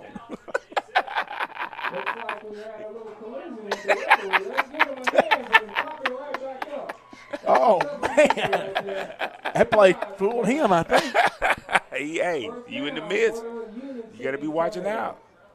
Oh, that option, man. that option to fool you, you don't know who got the ball. That's right. So you have to be in defense. You have to watch. Oh, man. So that'll move them down. First down, Humboldt 28-yard line. And that kind of messes the defense up. That referee being in the way like that sometimes. Yeah, you don't want to lay out and hit him. Because you really don't want to hit him. But I mean, hey, if he in the way, fair game. Quarterback keeper, left side. Come on, don't let him get that corner. He got it. There he goes. He got it. Touchdown. He got it. He got what he wants. 28-yard touchdown run. That's the quarterback. That is going to be Keaton Brown. Wow. He's having a game and a half. Keaton Brown, and you knew it coming in. Yeah, he's going to have a game. Oh, yeah, he's going to have a game. It's early. 9 minutes, 11 seconds left. Wow. Let's see if the extra point is good. He hasn't had any trouble yet tonight. Oh, no, it's for flawless. 9:11 remaining in this first half. Here comes the extra point. Kick is up. No good. We'll take a quick timeout when we return. More Viking football right here on Viking News On Demand. Depression, nothing came easy. But with just 5 cents, an old truck, and a load of hay, John Tyson and his family found a way to deliver quality chicken to other hardworking people. Today, Tyson continues to find new ways to help put a chicken in every pot. Because people deserve farm-raised chicken of the highest quality. At Tyson, we remain committed to this simple promise: to always keep it real, to always keep it Tyson. Coming back. Welcome back in. Vikings trail 20-6 with 9:11 left in this first half. Chance, as we said there in the break, nobody's perfect. Hey Vikings fans, this is Ted Martin, former Humboldt Vikings quarterback and class of 93 graduate. When me and my fellow classmates want to follow Viking sports, we watch Viking News On Demand. In addition to live streaming of games, there are also plenty of specialty shows that keep us all involved in our alma mater. On behalf of the class of 1993, go Vikings!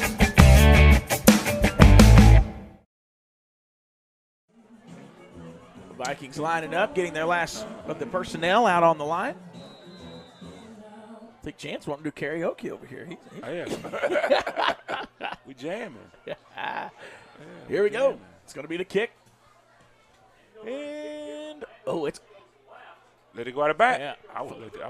He picked that up. Yeah, I'd let that go out. I think I would let that roll out of bounds. Oh, yeah, they was down there. Well, it's going to be around the 20, isn't it? I don't even think – did he get to the 20? Yeah, he got across the 20. It looks like they're going to mark it about the 21. 22, 21, yeah. That was kind of an odd kick, wasn't it? It was. It were odd. And they might have been trying to kick it so he can't kick it, so he can't, return it. Don't get discouraged, Viking fans, because that touchdown drive started at the Viking 15. It did.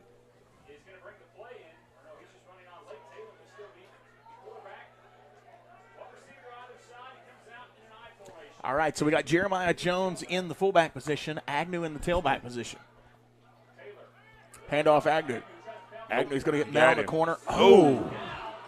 Can you do that? Yeah, you can. You can pick him up like that? Oh, my word. No, that's a WWE body slam. You can do that. Yeah, you can do that. Wow. Yeah, you can do that. They lost a yard. Yeah, that's almost about textbook tackle right there. Yeah. I didn't know you picked him up like that. Yeah, you can. I mean, you don't have to, but I mean, if he hit him and he's not falling down, you got to just pick him up and get him down, the best way you can. Yeah. Now, if you would have picked him up and fell backwards with him like a suplex, that's a little different. But, that's tackle. Yeah. We need the smoke machines on that. Yeah. Here we go. They're in that gun formation. Back to pass. Looking. Throw. Agnew dropped it. He was running before he caught it. He was thinking about after the catch. You got to secure that ball in. Wow. Man, I say all along you don't want to end up in those third and longs, but we've been in third and longs a lot tonight. This early. Yeah. I mean, we can come out of it. And it was a 3rd and 11 when they tossed that 26-yard touchdown. Yeah. So, 3rd and 11 here. They're in that gun, so they're probably going to be throwing it. Oh, yeah. No. Handoff, trying to catch him off guard. Oh, what a block by Agnew. That was a good block. Nice block. That was a hard fight. It was. For 2 yards. What a block, though. Good block, Agnew. That's right. I know a lot of times we focus on, the touch, the catching and the running and the passing, but that blocking plays a lot. It's very key. So now you're at 4th and 9. They're going to have to punt. They've got Agnew back. If everybody on the field would have hit somebody like that, that's the truth. He might have got the first down. I do appreciate the refs, for the most part, letting them play the game. Yeah. We're not stopping the play a lot. Yeah.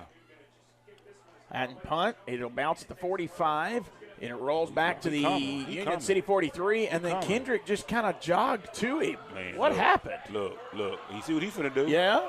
Coming up behind him. Got him down. It was Kendrick Taylor with the tackle. Man, that right there, though, he should have been down here and tackled him at the 45. Just nonchalantly walking to the ball, man. I know you think it's going out of bounds, but you can't assume that. No, you can't assume that. But get in position where if he gets it, you got him. You have to put yourself in position. Yeah. Yeah, he was too close to the sideline, and he cut it back up the middle of the field. So that's going to be Union City with excellent field position here on this drive. I mean, they're going to start. Where are they saying that's at? That's what the 20. No, what's that? 16? No, 13, 14. Goodness. 14 maybe. This is their best field position of the night. First and 10. Back under center. Handoff. No, yeah. Up the middle. Up the gut. Touchdown, Union City. Up the gut. It's like nobody wants to tackle.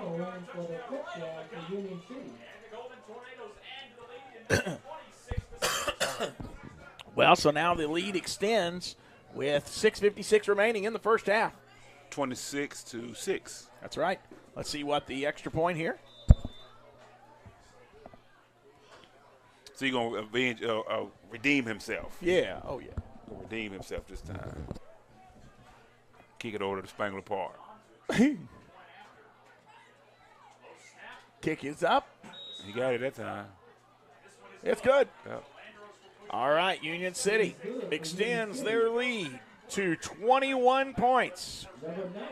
And that is with 6 minutes, 56 remaining in the second quarter. I tell you what, if you could score a touchdown here, it would at least breathe some life into you before the half. Yeah. Union City's going to get the ball first. Yep. Second half. Second half. Yeah, you got to put some on the board right here. Gotta answer. Yeah, whatever rabbit you got in the hat, you better whip it out. Coming up at halftime, we have Coach Abernathy, who's supposed to be joining us. All right, basketball. Haven't yet seen him enter the stadium yet. He may be here somewhere. He's going to make a grand entrance. Yeah. He may be standing down. I see him. He's standing down there with Shivers at the he got a gate. Men talk down on the end. Oh, yeah. 6:56 remaining here in the first half. Vikings about to get the ball back again.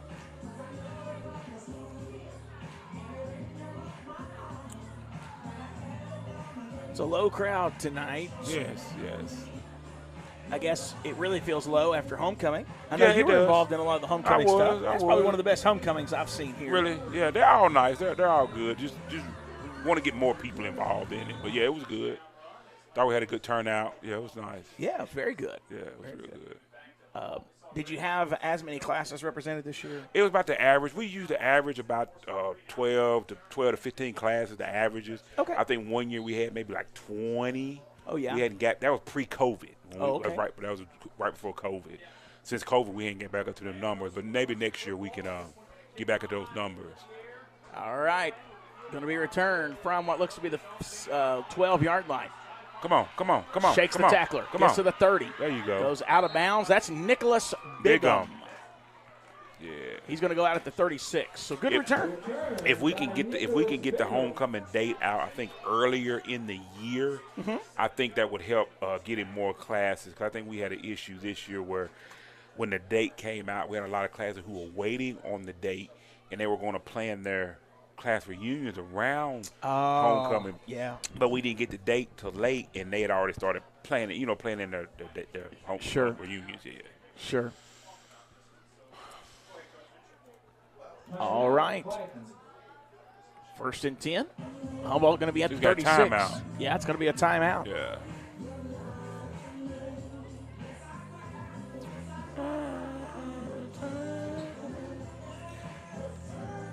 A lot of media coverage tonight. It is. I noticed that a lot. We got a lot of media coverage. I see 105.3 is here. Froggy is at 93.5. Yep. I saw the little Froggy car out there in the parking lot when I pulled up. Yeah. Kind of crowded down here. It is. Well, the game is well covered. Yes, it is. It's well covered. 6:47 remaining in this first half. And John, what are you seeing there on the sideline? I know you're down there. I should have kind of came to you before now, but what's the mood like on the sideline down there? Well, it's up and up. I mean, they're wanting to play football. They're glad they're here, and they're glad they've got plays that they've been making tonight. I mean, it's not down in the dumps. They're happy. They're glad they're playing football. Yeah, that's all right. Gotta be. That's good. Here we go. 1st and 10. He's in trouble. Hit after he throws. That should be a late hit on the quarterback. That should be a late hit. He was hit way after he threw that ball. I missed that. I was pulled away for a second. That's okay. I missed that. But, I mean, that goes along with the mantra, we don't get the calls. Well, I think you're about to get it. I see a flag. That's right. You're about to get it. Okay. I see a flag. And he's looking in his rule book. I guess what he's looking at. Unsportsmanlike conduct in Union City. And Humboldt, too. What did Humboldt do? Took the hit? Oh. Penalties on the previous play. Those penalties will offset each other. You can't let your quarterback keep getting hit like that. No, you can't. You just can't do that. That's ridiculous. 2nd and 10. Or is they going to replay 1st down? No, you don't lose the down. Well, it offsets, so nothing should happen if it offset. Yeah, so you just basically go to 2nd down. Yeah, it shouldn't do anything. Well, they're still showing 1st down on them sticks down there. Yeah, they're going to do it again. Okay.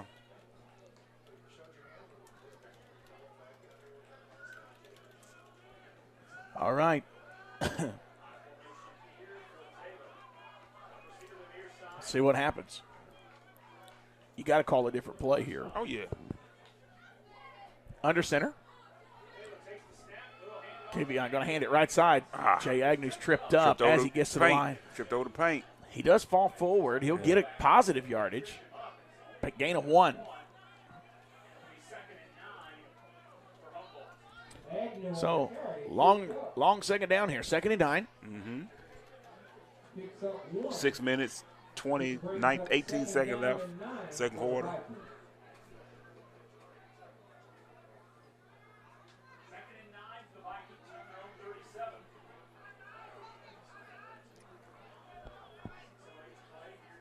So I'm looking here to see. Kavion is still in at quarterback. They're kind of going that same set. Yeah, and is that Bell at fullback?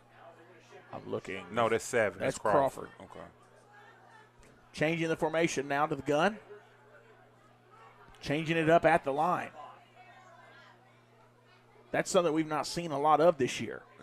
High snap. He recovers that one. Throw over the middle. Oh, Nicholas got to catch that. Man. Yep, that was right into his breadbasket. Man. Here we are again, 3rd and long. What? They just changed it to 4th. See, we lost that down a while ago. Yeah, we had to. Yeah, 2nd and 10. Now it was 3rd and 9. Now we're at 4th and 9. Mercy.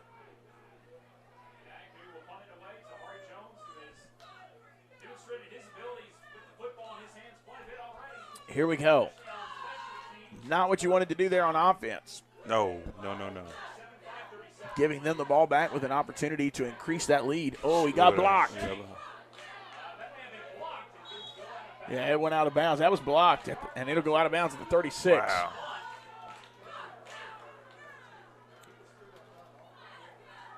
Wow. So it'll be 1st and 10. They'll start at the Humboldt 36-yard line. Shivers coming back in. He wasn't out there on that play. That may explain a little bit of why they were able to get through. Yeah. They took advantage of not being out there. Yeah, sure enough. That'll be the junior Tez Epperson coming off the field. Shivers going back out.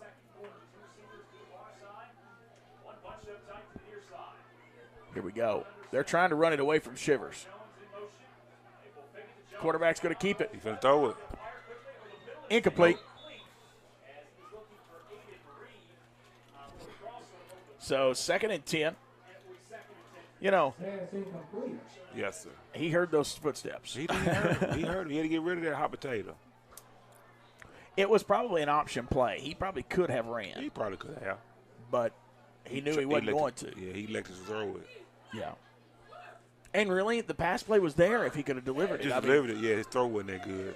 Yeah, it was. And that might be why they don't pass that much. He might not have the best of arm. 2nd down and 10. Humboldt 36. That does stop the clock, though, at 5:29 remaining in the half. And that's a hard pass running like that to throw it. It is. Toss right side. That's going to be Thierry Jones. Oh, yeah. Bouncing it back in, got the first down. Touchdown. There it is, Union City touchdown. Touchdown. Goodness. Well, Union City extends that lead. They now lead 27-6. 33 to 6. I was going to say it should be more than that. Yeah. 33 to 6. 5 minutes, 17 seconds left in the second quarter. Wow. You got to get something going offensively, or you're going to have running clock pretty soon.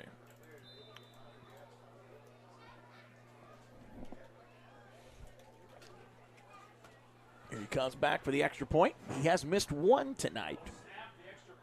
Point is up, and it is good. Let's take a quick timeout. When we return, we'll have more Viking football on the other side. You're listening to Viking Football and Viking News on Demand. Looking for a job in manufacturing or maintenance? Look no further than West Rock, located at 1720 North 9th Avenue in Humboldt, Tennessee. West Rock is not only proud to support the Humboldt Vikings, but they are also actively hiring. What's even better is there is no mandatory weekend overtime. The manufacturing position starting at a competitive $19.25 an hour, and the possibility for an increase to $19.83 an hour after just 60 days.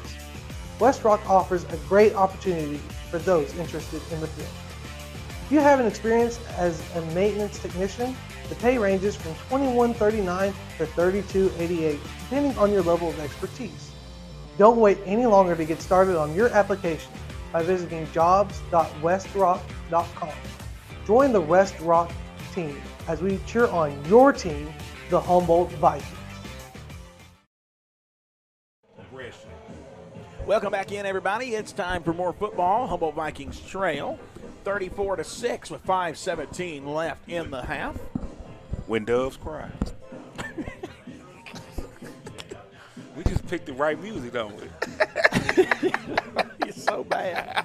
Oh man. That's for people who not. That's the music being playing on the stadium speakers. Yes. Yeah. Prince. Yes. It's a nice night for football. It's a very nice night. It's a nice night of football. It's 59 degrees. Very nice night. There's your kick. Ooh, it's going to be a high one. High one. Return from the 13. Bounce inside. Agnew will get it out near the 30. And there's a flag late. Flag for. God, he threw from way back there. That flag from way back.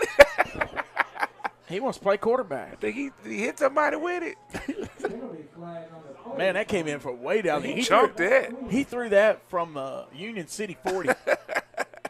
He chunked that thing. That was a 20-yard pass. Right, but it was referee closer.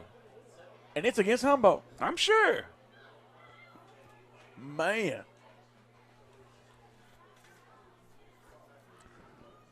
So he got out to the 28. I want to see what the penalty is. I don't know if they're going to tell us. Maybe it was blocking the back or something. I don't know.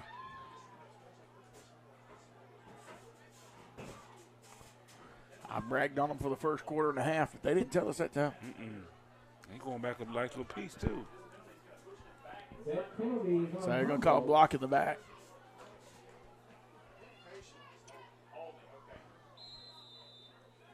So now we're going to be back at the 17-yard line. So they just moved it 20 yards almost. No, I didn't. No, I didn't. They moved it 11 yards. Wow. First and 10. Humboldt at their own 17. Timeout, Union City. Well, let's take a quick timeout with them. When we return, we'll have more football. They went to a different. We'll be right back. That was a different set. Are you in search of a nurturing and educational environment for your little ones? Look no further than We Pray Learning Academy, located at 910 North Central Avenue in Humboldt, Tennessee. We offer our services to children aged 8 weeks to 12 years old.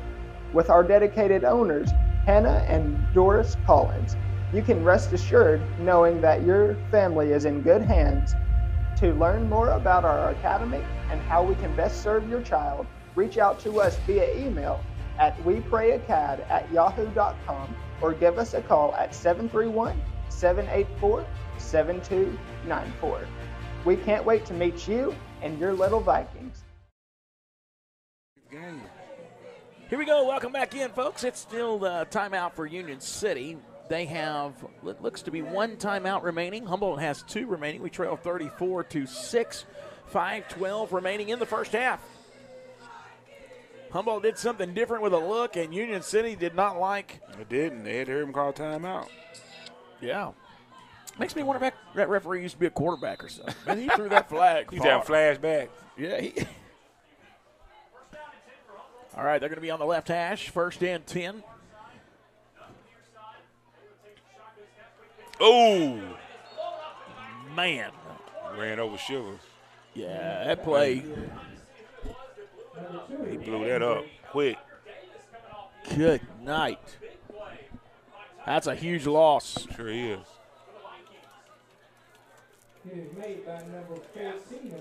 Man.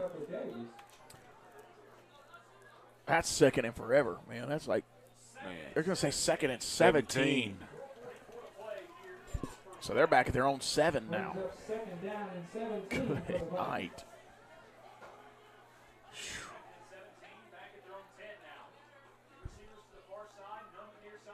There we go. Handoff. That's Jones. That's Agnew. Agnew. It was a decent run. It was, but you're just so far back. Yeah, it's a truth. Third down now. What looks to be, what, 3rd and 15? Mm-hmm. Agnew gets the hold for a couple. 4 minutes, 5 seconds left in the second quarter. 34-6. Goodness. Here we go. Ticked under 4 minutes now. Back to pass. Throw. He's overthrowing it. Threw him. He had him. Yeah, that if he was accurate tonight, that play's there. That play's there. Overthrew. Those wide receivers, man, they're trying. They're trying to get there. Yeah. Just can't quite get to that one.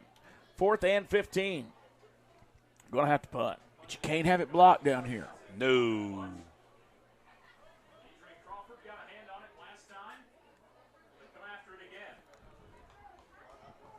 And they've pulled Shivers again. Shivers is not out there.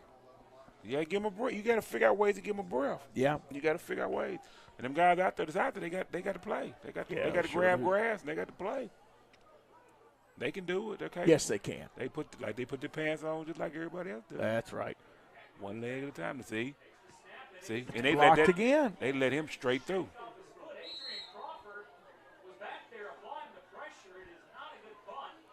So it's going to go out at like the 25, 24.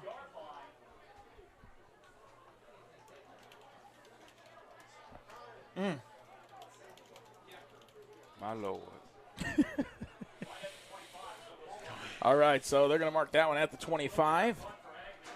Union City started at the 36 and in 2 plays punched it in last possession. Hopefully the defense has a little different scenario for them now.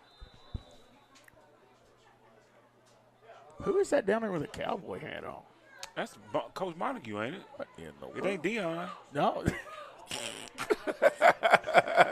Handoff up the middle. He's got up room. The gut. Yeah, he's going to get brought down by Tyreek Boykin, looks like. Yeah, we're going to hit 40 for a half. It's an easy run there for a first down. Results in a first down, Union City. So now Union City will start 1st and 10, and it'll be down at the 15-yard line. Down and 10. Ball is spotted on the 15-yard line. They're happy to take their time. They're getting the ball back here after half. Speaking of halftime, we have Coach Abernathy joining us. Oh, yes. I'm surprised he thought of making his way up here. Well, he may be up here. I don't know. All right, here we go. He's got room. Got room. Stays on his feet. He's in there. He got a touchdown. Touchdown, Union City. They do it again. 2 plays. Run for a touchdown. You think 241 yards was big last week. They may already be at that this week. I mean, they've been running the ball pretty much all night long. They're going to run it all night. They're going to run it all night. So Union City extends that lead. Let's see about the extra point here.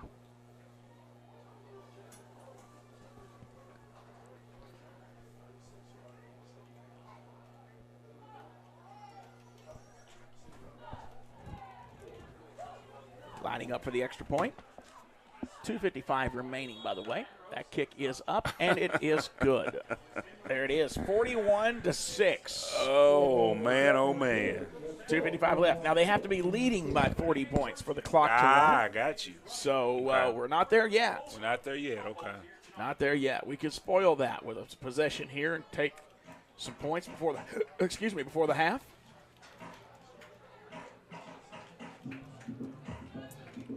Be good to, return that for a touchdown. It would. It would. It'll take some time here to think about what they're going to do, but, I mean, this is the kind of football weather you live for. It's 59 degrees. It feels good out here, man. It's lovely. I had to be out with a nice bonfire, just roast some marshmallows or something, man. When this game ends, it's probably going to be about 52, looks like. Nice weather. Our low tonight looks to be around 40, 45. By about 3 o'clock in the morning. I don't know about you, but I don't plan on finding out. I won't know nothing about that. Going to be a beautiful day tomorrow, folks. 84 degrees, low 47. I love this time of year. Oh, yeah. We don't have a chance of rain really in sight. Yeah, that's nice. That's nice. Not even none? None, This morning they're talking about Thursday, so we're good. Yeah. Okay. All right. Well, they got about a 40% chance about 1 o'clock in the morning Thursday morning. Yeah, Mo said something about Thursday. Yeah. Well, I won't doubt Mo. He knows what he's doing. That ball fell off that tee again. It's been every time they kick, it's been falling off. Wonder if it's a type tee they're using, because we're not having that problem, but we haven't kicked it near as much. No, we ain't kicked that much. All right.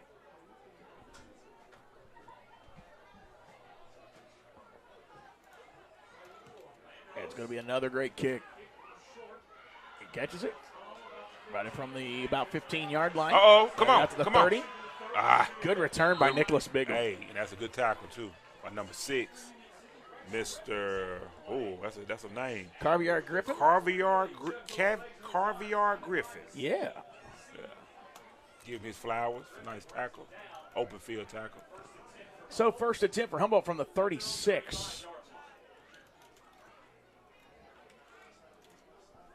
Yeah, he is going to mark that at the 35. I thought it was 36 there from where he was standing, but. All right, got to make something happen. So, we can do it. Here we go.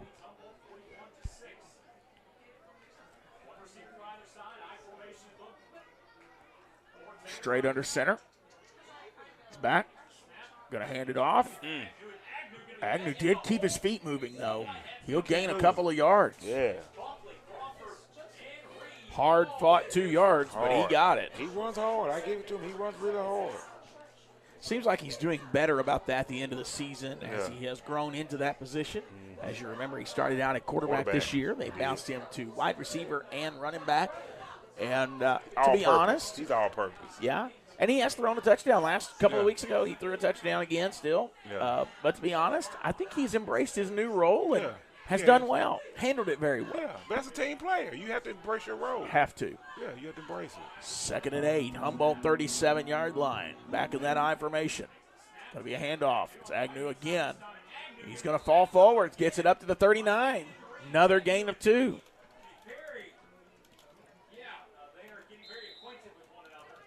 Third and 6. That'll be Humboldt at the 39.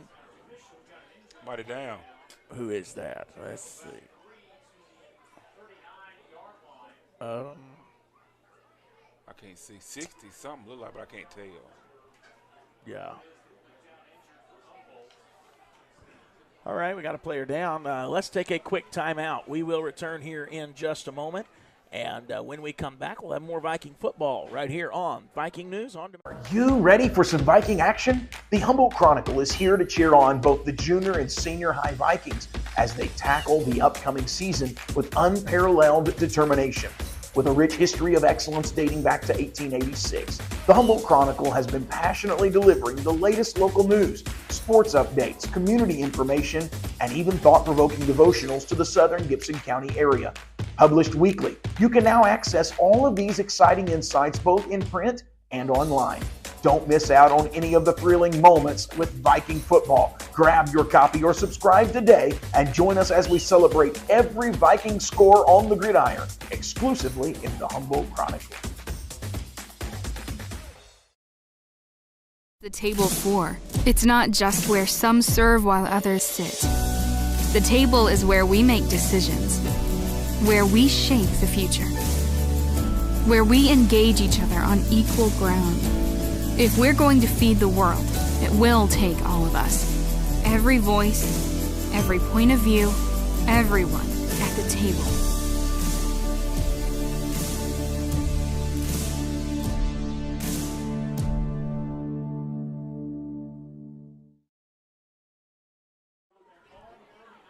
That was Amarion Young. That came off. Cramp. Yeah, it looks like a cramp. They're working that out. That is the freshman getting some playing time. Was he playing center tonight? Yeah, I think he was playing center because another guy was cracked on the sidelines. I think he was playing a little center. Okay, Amarion Young comes out now, brings up 3rd and what looks to be a long 6. Run on the corner, Jeremiah Jones. Got to get to that first down marker, and he does. He got it. He got it. Extra effort gets him down. He got it. Somebody, I thought, okay, Yeah, the extra effort really got him down there. Wow. Minute 41 seconds. Yeah, Jeremiah Jones gets it down to the 48-yard line. Jeremiah Jones on the carry. So it gives him a new set of downs. Viking first down. That was a gain of 9 yards, and he only needed 6. That's a good game. He's another one of those hard runners. Need a couple more of those. First and 10. Going back down in that I formation. All right, going to get it to him again. Big hole. Just protect that football. Hold it. Got brought down. He'll get down to the 41-yard line of Union City. That's another Humboldt Viking first down. Up the middle again for a Viking first down. That was another great run by Jones. Need a couple more.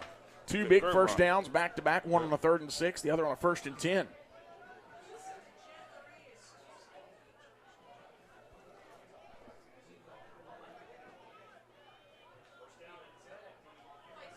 All right. 41 yards to add to this score for Humboldt. That would be a great send-off to the locker room at halftime. Back down and same formation. It's back, handoff left side. Yeah, there wasn't nothing there. Nothing. It was all nothing. That's going to probably be a no gain. Yep. He probably got back to the line of scrimmage. Seemed like the linemen were laying down. They were. They were back there with backwards. him. They were back there with him. Yeah. Oh, wait a minute. Timeout. Timeout Humboldt. And the reason they take that timeout is because the time is ticking 17 down. seconds. Yeah, we got 17 seconds left, and Humboldt wants to add points before the half. Go in the locker room on a positive note. Yeah, you would definitely want to do that. 2nd and 10 here. Actually, they gave him a little gain on that. Okay. Well, maybe not. No, I don't think smidgen. Yeah. You can't really count on what the chain crew is showing on the other side. That was showing first down while going, it was 2nd down, so I'm not going to buy that. Can't buy that. We're going to talk with Coach Abernathy. He is in the press box. He'll join us at halftime after we speak with Coach Pettigrew. And Viking varsity basketball will start with a preseason scrimmage game at Henry County for the boys November the 9th. Okay. They're going to be playing a jamboree at Dyersburg. Okay. That's boys and girls. November the 11th. A brand new girls basketball coach this year. That's right. Coach Reed has retired. That's right. And so Coach Terrell Green is going to coach both junior high girls and high school. Okay. First regular season game is going to be at Sacred Heart November 21st. And that will begin at 6 o'clock. That is a boys-only game. Okay. And then they start in these classics and tournament games. So our actual first home game will be Ripley on November 28th? That's right. Okay. That's right. All right, here we go. Vikings back in here with 17.6 seconds remaining in the half. Back, quarterback's going to roll to his left. He's going to throw. He completes the pass. That's to Nicholas Bigham inside the 40. And another timeout for Humboldt. 10 seconds. I don't understand, really, to be honest with you, that I don't know that was the play call. I think I think what he was supposed to pass it farther than if it just wasn't there. Okay. It wasn't there, and he got flushed out. So he had to make do with what he had. So they get the shorter yardage. It's about a gain of 5, looks like. 3rd and 5 here. And you say we're down to 10 seconds? 10 seconds. And we don't have any timeouts now. That should have been all of our timeouts, I believe. Yep. So you got to make it happen here. 3rd and 5. Yep. If you do that short pass, you've got to get out of bounds. That's for sure. Mm-hmm.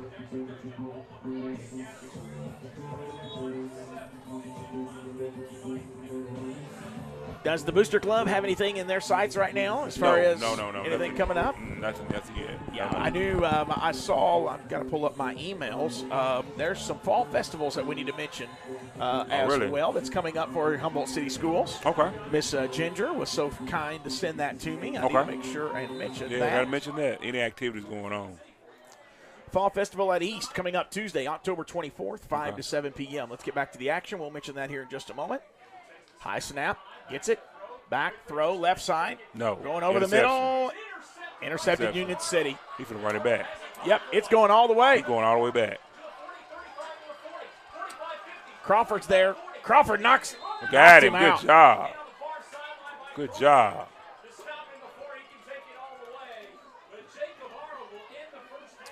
Well, that's not what you wanted to end the half. It's not. It's not. But that'll do it. That will end the first half. I see John Seaton making his way down, trying to catch Coach. Intercepted, and Isaiah Crawford saves the day, folks. Oh, yes. He saved the day. Saves a touchdown by knocking him out of bounds. And, man, it's going to be Union City ball when we come back. John Seaton is down with Coach Pettigrew. And, John, we're coming to you. I'll go ahead and let you get started. Hey, Coach, 2 blocked field goals, or not field goals, but 2 blocked punts there in that half. Is that a spacing issue, or is that just not getting off in time? They didn't actually block the punt. He just punted it out of bounds. Okay. He just hit the ball wrong. Okay. Also, 2 quarterbacks. Very useful. Are we going to be seeing more of that in the second half? It just depends on what looks they're giving us. Thanks, Coach. Talk to you in the second half. All right, so there we go. We've got Coach Abernathy going to be joining us here on halftime, and I'll let you put that on there, and we will get started. We've got Coach Ronald Abernathy as the basketball season is coming very, very soon. And, Coach, welcome in. I know football nights are a little different for you, aren't they? Yes, they are. Seth, thank you. How are you? I'm doing great, great. Good. Before we talk the actual basketball season, we have a new show that is coming. And we are excited about this on Viking News On Demand. We've had TED Talks through football season. I'll let you debut what the name of that show is and what kind of your vision for the show for the basketball program this year. Well, it will be called Inside Humboldt Basketball with Coach Ron Abernathy. All right. And, Seth, what we want to do is we want to highlight, not just me. Right. But I want to highlight each one of my players, our coaching staff individually, and give them an opportunity to talk and express themselves, along with possibly our managers and everybody who's on our basketball staff. It's going to be a fantastic show, and it will be aired just like we do during football season. It will be aired on an off night. We'll decide which night we air that. I haven't really had the chance to talk to Coach about that yet, but I feel like it'll probably end up being a Monday or a Thursday night because normally we're not playing high school basketball on those nights. Right. And your season's going to be here real quick. Looking at your schedule, I know it's a little different. You've got a couple of preseason games. I see a scrimmage at Henry County on November 9th, the Jamboree at Dyersburg on the 11th, but the regular season starting on the road against Sacred Heart the 21st. Right, at Sacred Heart. That's a boys-only game. Okay. And then you've got a couple of things happening over the Thanksgiving holiday, playing in Memphis on the 24th, and the 25th, isn't it? Yes, it is.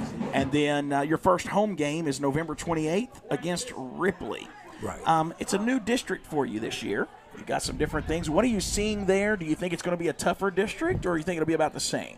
Well, I think it'll be about the same. We will still have Middleton, who will still be there.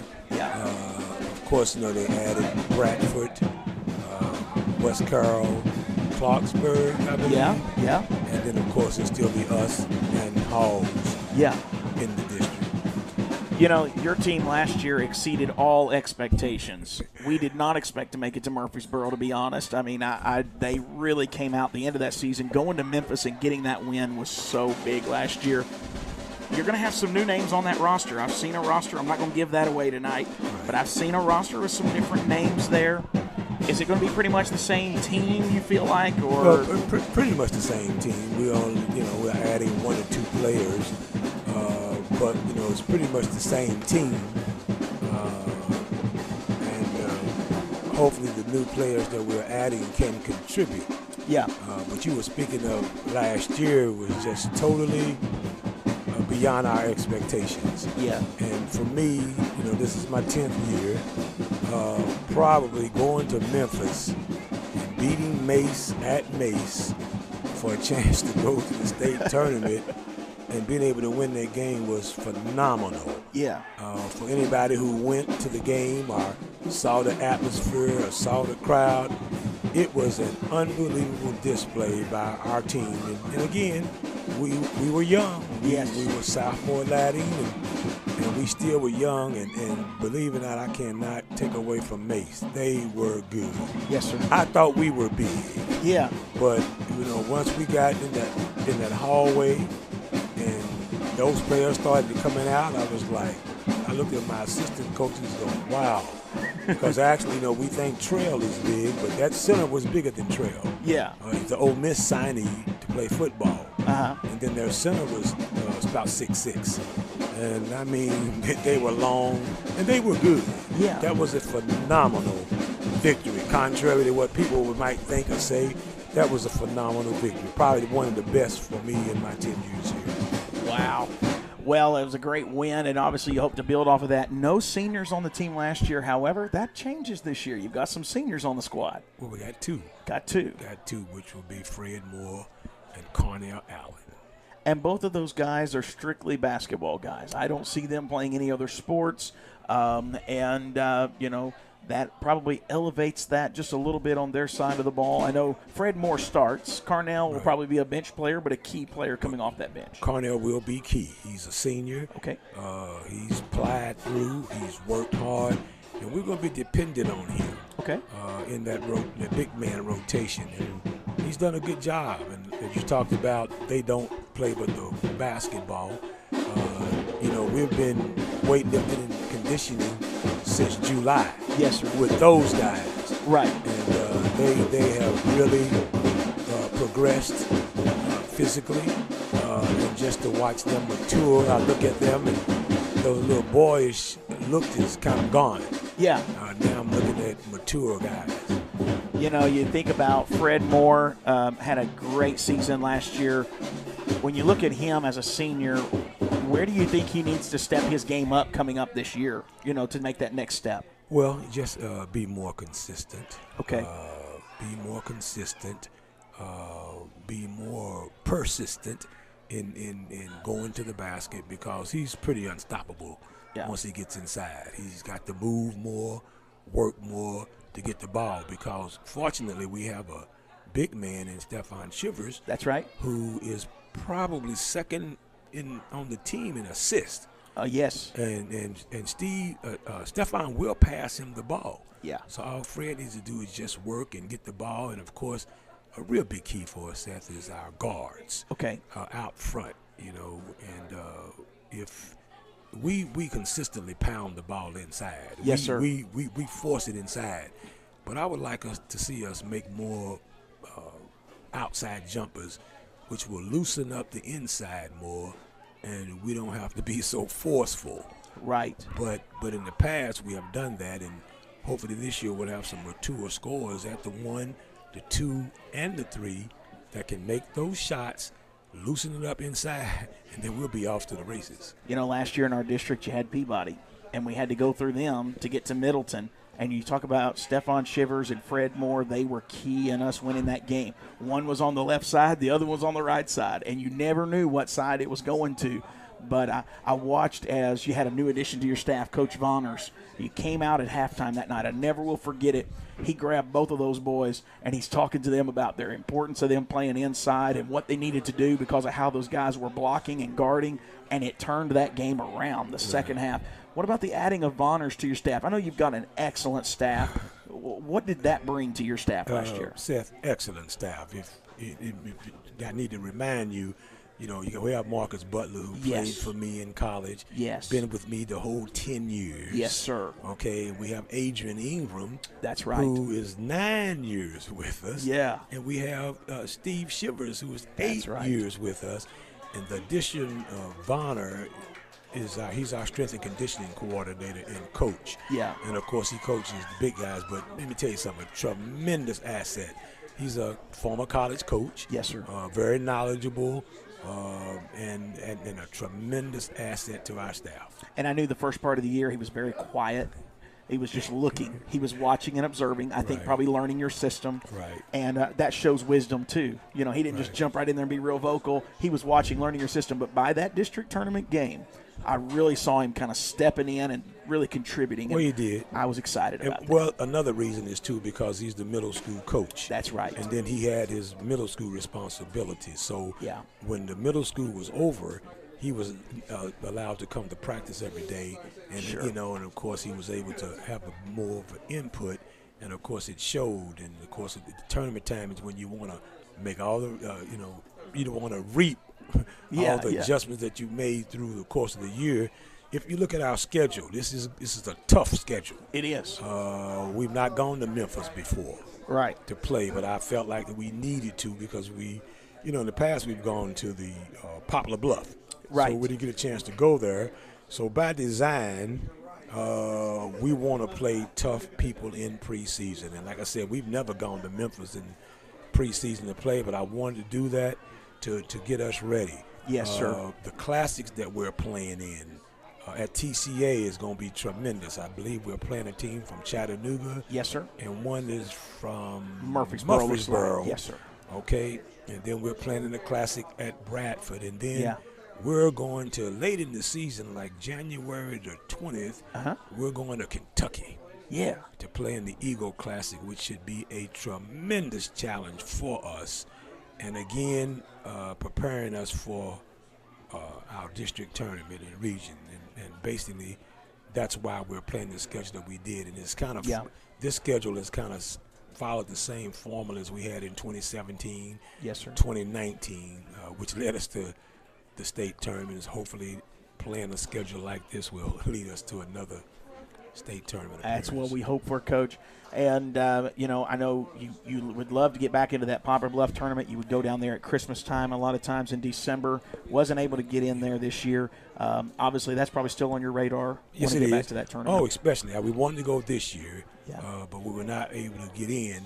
And, of course, we really look forward because this group of kids will be, the majority of this group of kids will be juniors. I mean, we're seniors next year, Seniors next year, yes, sir. And we like to try to get in. But the reason, and if you notice, we don't have a lot of home games. And, you know, we have had to overcome the incidences that happen of persons who owed us games. It's the funny part about it is 3 of the teams on this schedule wouldn't play us because they owe us home games, but we're going to play them anyway. Yeah. Yeah.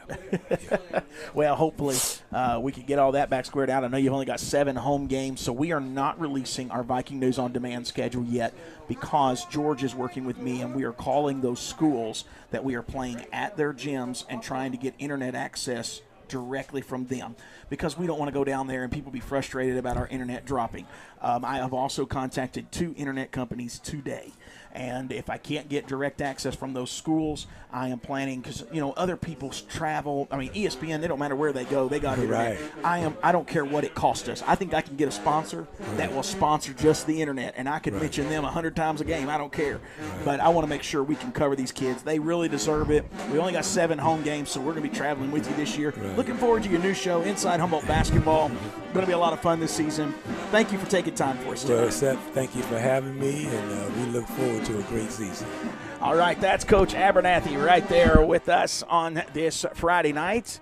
And we appreciate all of our sports here at Humboldt. And I know tonight it's not going the way we want it to go. Humboldt trails here at the half 41-6. It could have been 48-49-6 had Isaiah Crawford not saved that touchdown by knocking a player out of bounds. I mean, he really did save a touchdown there. So, all right, folks, you got the Humboldt band kind of performing out there right now, and I'll tell you what I'm going to do. I'm going to take us a quick breather. Can I do that? I think I can. We're going to take a quick breather here, folks. We will return here in just one moment. You're watching Viking football on Viking News on Demand.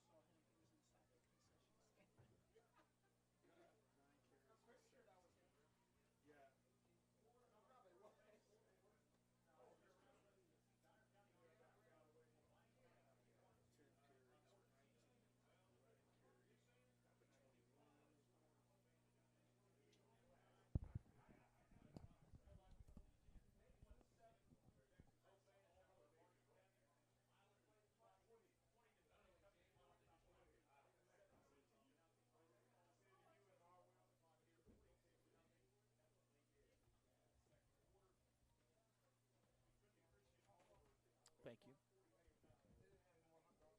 That's okay. I don't need another one. That's good. You're fine.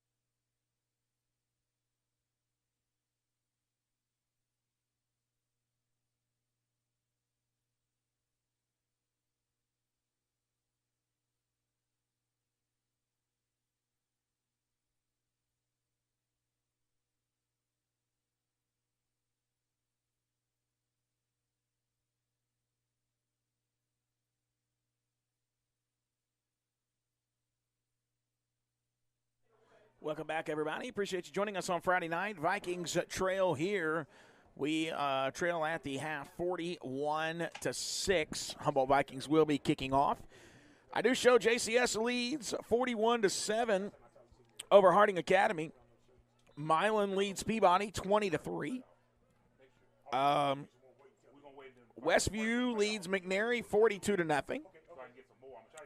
TCA leads Tipton Rosemark 42-0. Here we go. Union City with the ball at the 30-yard line. He's trying to get to that corner. He gets there. And looks like they're going to push him out of bounds at the 44-yard line. So pretty good return there for Union City to start this game. Start at their own 44. And Chance, did you get to go down to the concession stand? I did. And they out of everything. Are they busy down there? Well, they must have been busy at one point. Man.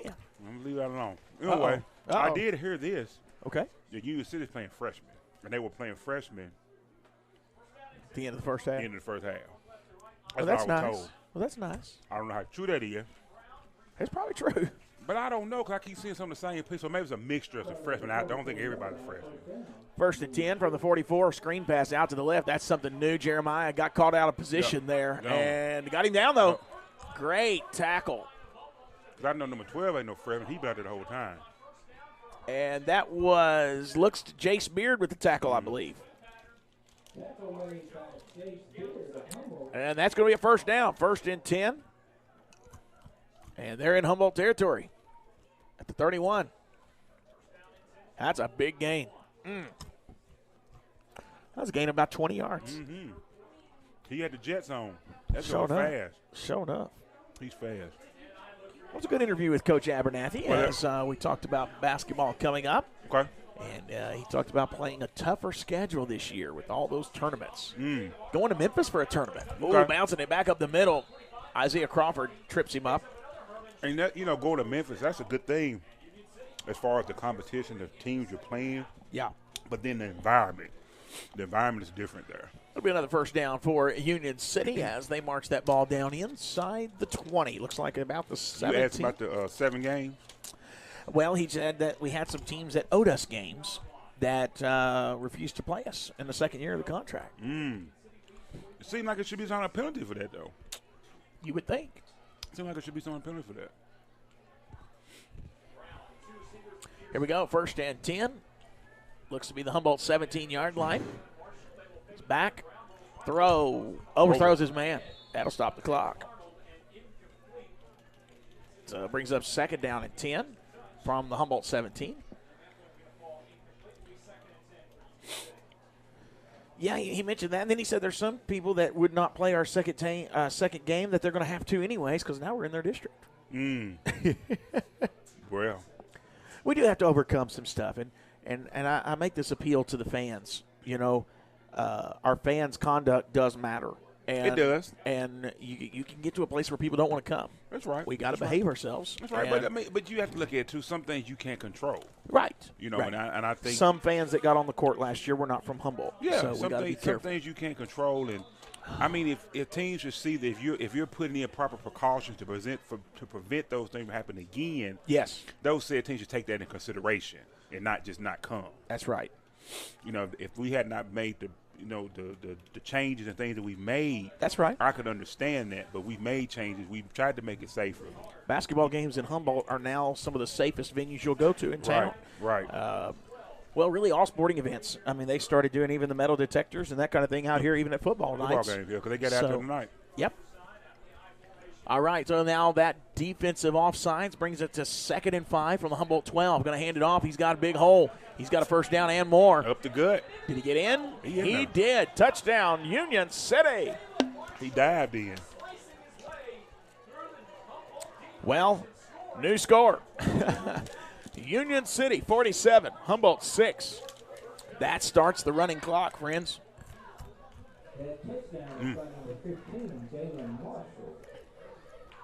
Do you think it was running already? Because it's 7 minutes left now. Well, they only completed one pass. Oh, okay. Yeah, they've been running it the whole time. And they may have been running clock. I don't know. Yeah. But it's not supposed to be till 40 points. But, I mean, hey, who's going to say anything? Yeah. Here comes the extra point. Try, y'all. Go. It's up. And it's good. The young man's been pretty consistent tonight. Yeah. Mm-hmm. Extra point is good. So now Union City will extend that lead 48-6. And clock is now running, so this second half is going to go by pretty fast. And, you know, how did your food trucks respond at homecoming? Did they feel like they did pretty good? You know what? Both of them said they come back anytime. That's awesome. Good night. I know, is it Kimi? Yeah, kicking it with Kimi. Yeah, they were in town today. He were. I follow him on social media after last week. He was 3 weeks ago. He was at East, I think, Thursday. Okay. Wednesday, Thursday, he was at East, yeah. Yeah. He comes to Humboldt in front of Dynamic a couple times a month. Yeah. He comes to Humboldt, yeah. The lemonade stand came back. They were great. Mm-hmm. And then you had one more, that chicken place. What's that guy's name? Boxley and Sons. Okay. He sets up right in front of the dollar store in Humboldt. He was there this Family afternoon. Dollar? Family Dollar. Okay. He sits right there in front of the old bowling alley, right there, the white food truck. That's where he'll be at. All right. All right, here we go. Humboldt's going to get a chance on offense again. 48-6 is your score. Running clock. Here we go. Waiting on that ball not to fall over, please. You got a little remote control on that ball. Good catch. Brought him out from the 12. He's already out to the 20. Ooh. Was that not a face man? That sure looked like it. But they're not going to call anything. It's going to be marked down, it looks like, at the 25, 1st and 10.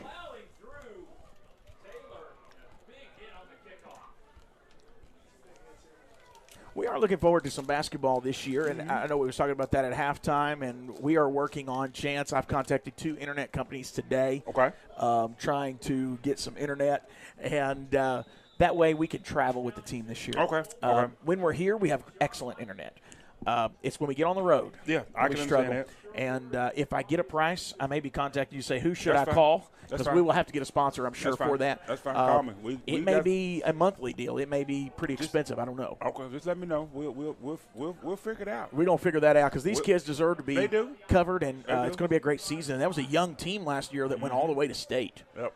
So got to go to that state tournament. That was awesome. Yeah, we'll figure it out. Here we go, 1st and 10. Kavion going to hand it off right side, and he's going to be tackled by number 4, Aiden Reed of Union City. Well, he's still not tackled. They finally blow the whistle. He fought to get back to that line of scrimmage. I think they're going to call it a no gain. Are y'all having a trunk or treat? We are. It's going to be the 28th, so it'll be a week from Saturday. We're going to go 5 to 7:30. That's on a Sunday. Is it Sunday? No. It's got to be Sunday because Halloween's on a Tuesday, isn't it? Yeah, it's going to be the Saturday before Halloween, the 28th. 28th, yeah. And we are going to do everything inside this year. So Okay, it's not going to be really trunks. It's going to be more candy station set up. Cool. Next year, we're talking about expanding that to doing like hay rides every 30 minutes. Oh, okay. Like a little fall festival almost kind of like. Yes, thing. yes. They're wanting to grow it. And so I told them, have at it. Let me know what they need. That'd be nice. Yes, sir. Back to pass. Throw over the middle. Got it to Nicholas Bigham. And you know the referee ducked right in time because like it was headed straight for his head. They're not going to give him forward progress. He's going to be short of the first down. They're going to mark it at the 35. And apparently he had to get to the – somebody – yeah, he's getting up. I was like, oh, careful now. Slow to get up. That looked to be David Jeter, very slow to get up. They're still pulling people up. Pig pile. Everybody getting off. That pig pile. So let me 3rd and short.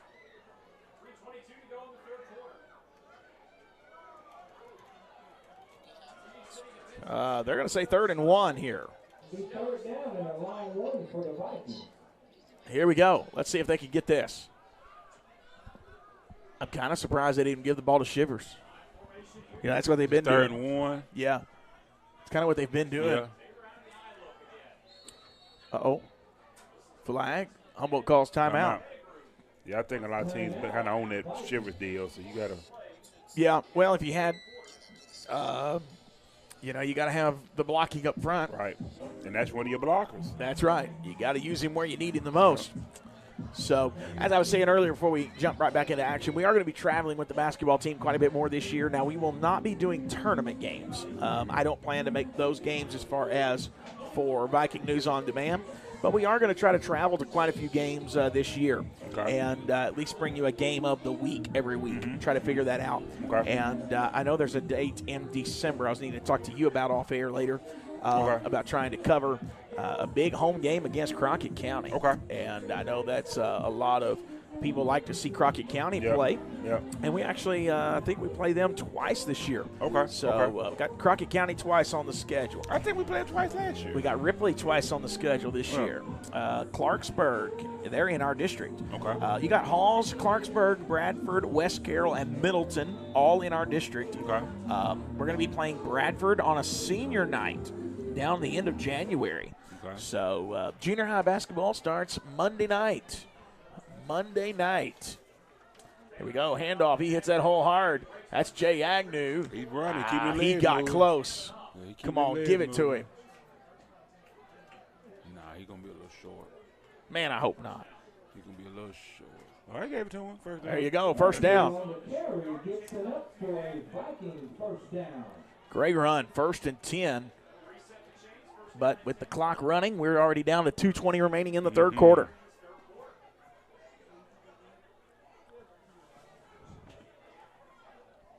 Man, I mean, look at all the cameras on the field tonight. Yep, it's a lot of. I noticed this. There's a lot of them now. It's a lot of them out.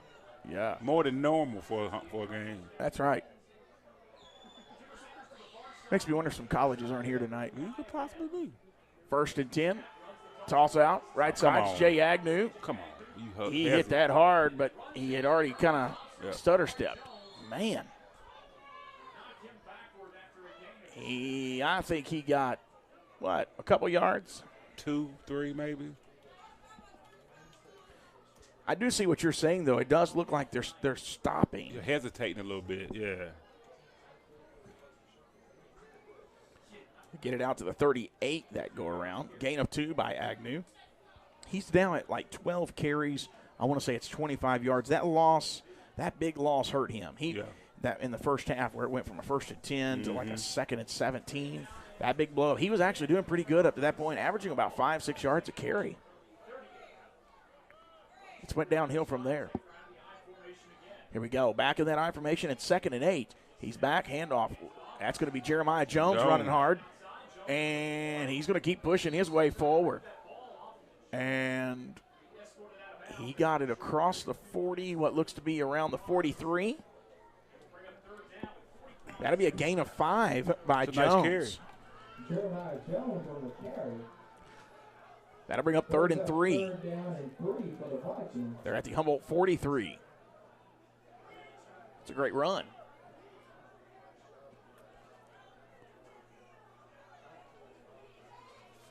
You know, I was mentioning the junior Viking basketball schedule a while ago. And, but they start their jamboree at Humboldt Monday night. And then jamboree in Humboldt Monday night. That's right. Okay. And then you have Tuesday night they play JCM. You don't know who comes to jamboree, do you know? I don't know. Okay. Here we go. 3rd and 3. Quarterback keeper. Go. Almost. Did he get it? No. He got stopped at the 45. Yeah. He gained 2 and needed 3. Oh. Yeah, he's short. He is short. And that's the end of the 3rd quarter. So, Chance, as we start the 4th quarter, you've got a 4th and 1 from the Humboldt 45. I have to believe they're going to go for this. Oh, yeah, you got to go for it. You've nothing to lose. But a lot of experience to gain, a lot of things you can learn off of it. So, you know, go for it. Yes. Pull your best play out your hat. Looks like we got some Union City fans on here tonight. Uh-oh. Welcome in. Hello, Union City. Great team. I mean, they do play great fundamental football. Yeah, they got a good. UC has a good program. UC have always had a good football team. Yeah, you have your down years, but you know they're good in the down years. Yes. I can remember playing them when I was in high school playing Union City. Yeah. I think it's the first time we played them in a while. I think. Yeah, it has. Yeah. It's because they're in our district. This year, yeah. We lost Peabody, picked up Union City. See, like we were playing more in basketball, though. We're playing in basketball scene. Yeah. It's not football. We wanted to be in that division with West Carroll. You know, matter of fact, I think George and Coach Pettigrew went to TSSAA to kind of plead our case. Mm-hmm. And TSSAA kind of said no.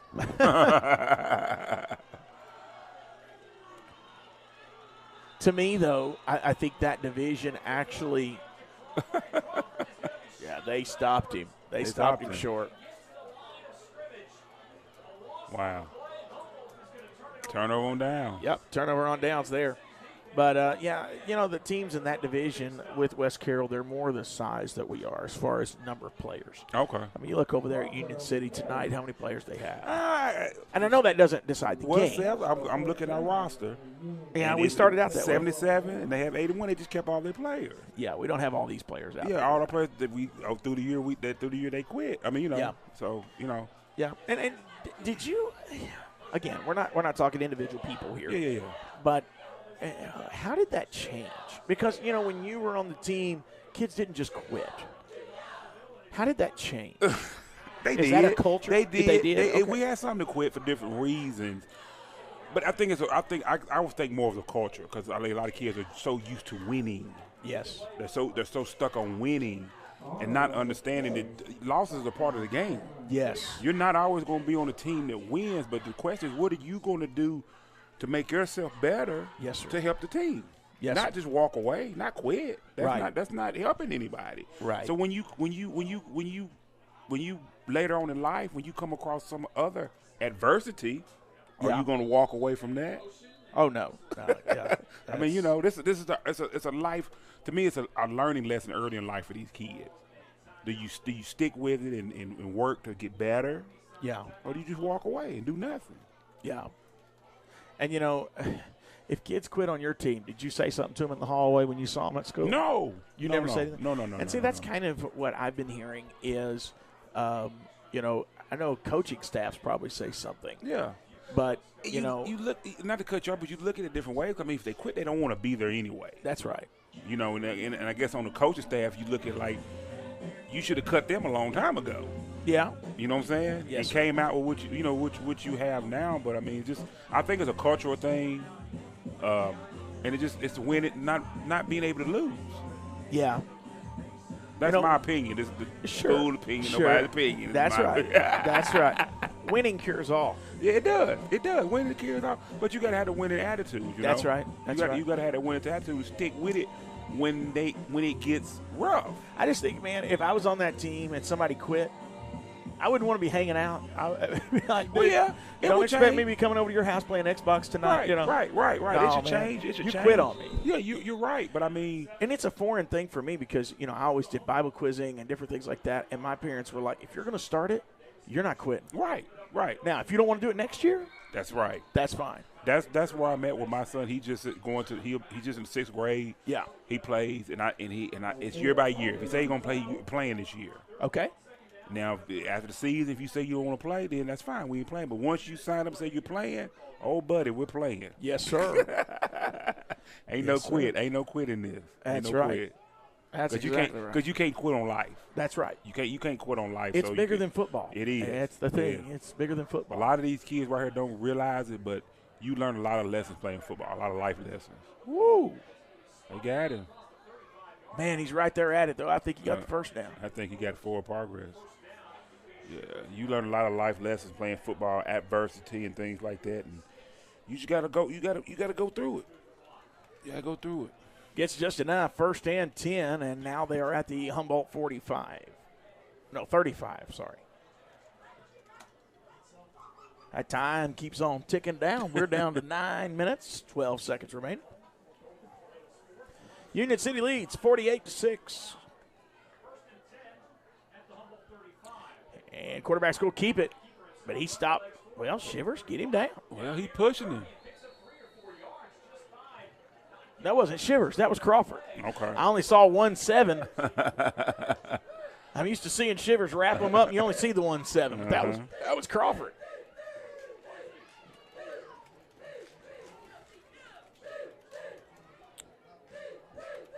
That'll be, he gained right at 5 yards, looks like, didn't he? He did.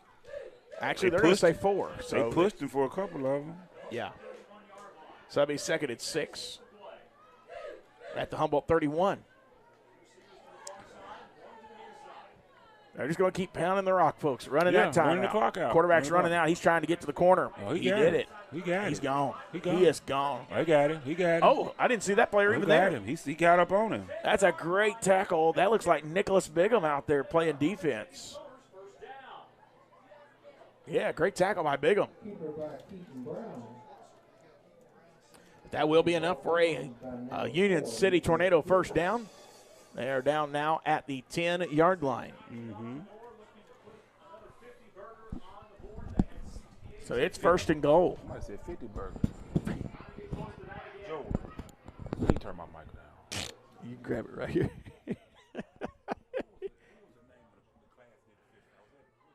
All right, here we go. Yeah, you can grab that one right there. 1st and goal here. Here we go. Hand off to the fullback. He's in there. Oh, no, he got stopped. He got stopped. Yeah, he got stopped. There you go. Okay. Put it right in there. All right. Did you come, what week was that? The Saturday after homecoming? The Saturday to the Fish? Yeah, I the did Fish not get to fundraiser? come to that. I was hoping to. Yeah, class of 81 put on a fundraiser, and they were very successful. I don't have the final total, but it was a really good success. I was really proud to see that. Good. See a class coming back in. So I'm going to have to put them up there with class of 93. All right. All right. Class of 81. Yeah, and they were the class. Wasn't that the class that fed the team? Yeah. They did. They did. No, that wasn't 81. I think that was I don't remember that class. It wasn't 81. It wasn't 81. It wasn't 81. It wasn't 81. That's going to be a Union City touchdown right there. Yeah. But I know that cleaned fed. That was Pam Coleman's class. I can't remember what year that was. And it might have been 81. I might be wrong. Yeah. It might have been 81. It might have been 81. But I know they did the fish fry. And that shouts out to class of 81. Yeah. Our couples ministry at the church had a floating the buffalo that day. Okay. And we left and went down there. Man, we floated 10 miles. Oh, wow. And a lot of fun. Was it? But, yeah, it knocked me out of getting to come to that. Okay. But, we had announced that a couple of times on the broadcast that week. And glad to hear that was successful. Yeah, that was something different, too, to do something the Saturday of homecoming. It was. And you had a lot of people. They had some games and things out there for people. So people kind of come out and hung out, had tables and chairs out. So people kind of just come and just hung out, for the days. Had some of the football players were there. And it was a nice evening. I was kind of back and forth. I had some friends thing going. I was kind of back and forth. But it seemed like it was a nice event. Nice event. With 5:45 left in the game, Union City leads 55-6.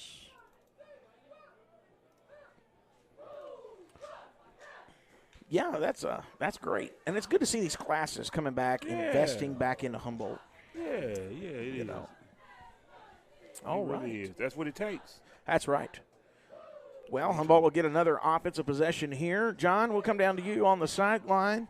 Obviously, another tough loss tonight, 55-6, running clock, 5:45 left. Obviously, down there, we don't have a lot of injuries tonight. It's not been that at all. It's just this is a good team we're playing tonight. Oh, definitely. And you can see it all night long. But we've been making good stops, and we've been doing good things on offense. I mean, I'm liking what I'm seeing against a team that a team that only lost by 3 points to a Dresden team. You come in and to see the things that we've done against this team. I mean, it gives you hope that, hey, maybe we can pull something off on this last game of the season. Yeah, I hope so. Here we go, kickoff. It's going to be returned now from about the 20. And he goes backwards. Trying to make extra yards, they go the other direction. We've seen that numerous times, Chance. From Kavion Taylor. We've seen it from Jay Agnew. Both of these guys, they do that, but you normally get caught when you do that, don't you? You got to get the positive yards and keep on pushing. Just get the positives. In a 55-6 route, it's going to be hard for this coaching staff to find too many positives tonight. I know John was talking about the offense moving the ball, pretty well, but the coaching staff ain't going to care about how well you move the ball. They look at the score. They look at the score. But, I mean, you can take some good things out of a loss. You can take some good things out. You playing a better team. Yeah. So you could take some good things out of a loss, especially for your junior underclassmen. You can take a lot of good things out of a loss. But, Here we go, 1st and 10. Looks like Humboldt will be backed up at their own 18-yard line. In the gun. Low snap. Back to pass. He's going to throw it. Wait a minute. Kendrick Taylor's got to come back. No, that wasn't Kendrick, was it? I don't. That was Nicholas. Nicholas Bingham. Yeah. And I'm okay with the no call there. Yeah. Everybody was physical on that play. Yeah, I mean, that's physical. Everybody getting their hands in. But we're throwing a lot of 50-50 balls tonight. Yeah. Well, we're we're all tangled up back here, right? I'm gonna get untangled. Just 1 second. I'm good. Oh man. What's the time? 2 minutes 42 seconds. All right. Chance sounds like he's miserable over here. It's tough. It's tough. It's tough. Especially when you come from this. It's a little tough. But yes, sir. Things will get better. 2nd down at 10. 2.5 left. Here we go. 2 minutes, 19 seconds. He's going to throw it again, left side. He chunking. Actually, right side. That's going to be Jay Agnew. That's a defensive pass interference. There it is. We got the flag.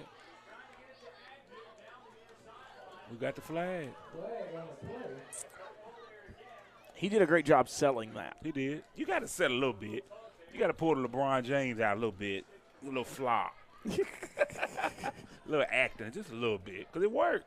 It does. It does. I mean, that guy was hitting him. Yeah, but you got to make sure that the referee know he hitting you. That's exactly right.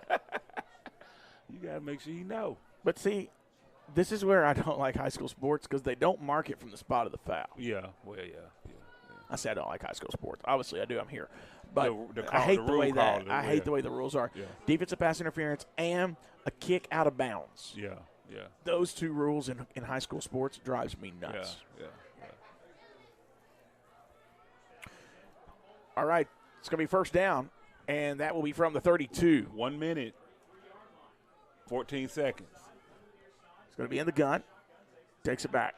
He's going to throw it again. Trying to get Agnew. It was behind him. Still running. Tick, tick, tick, tick, tick, tick, tick. 59 seconds. We in the seconds now. 2nd down and 10. And ain't nobody moving like it's urgency. No urgency. Get one more play in, y'all. Come on. Here we go.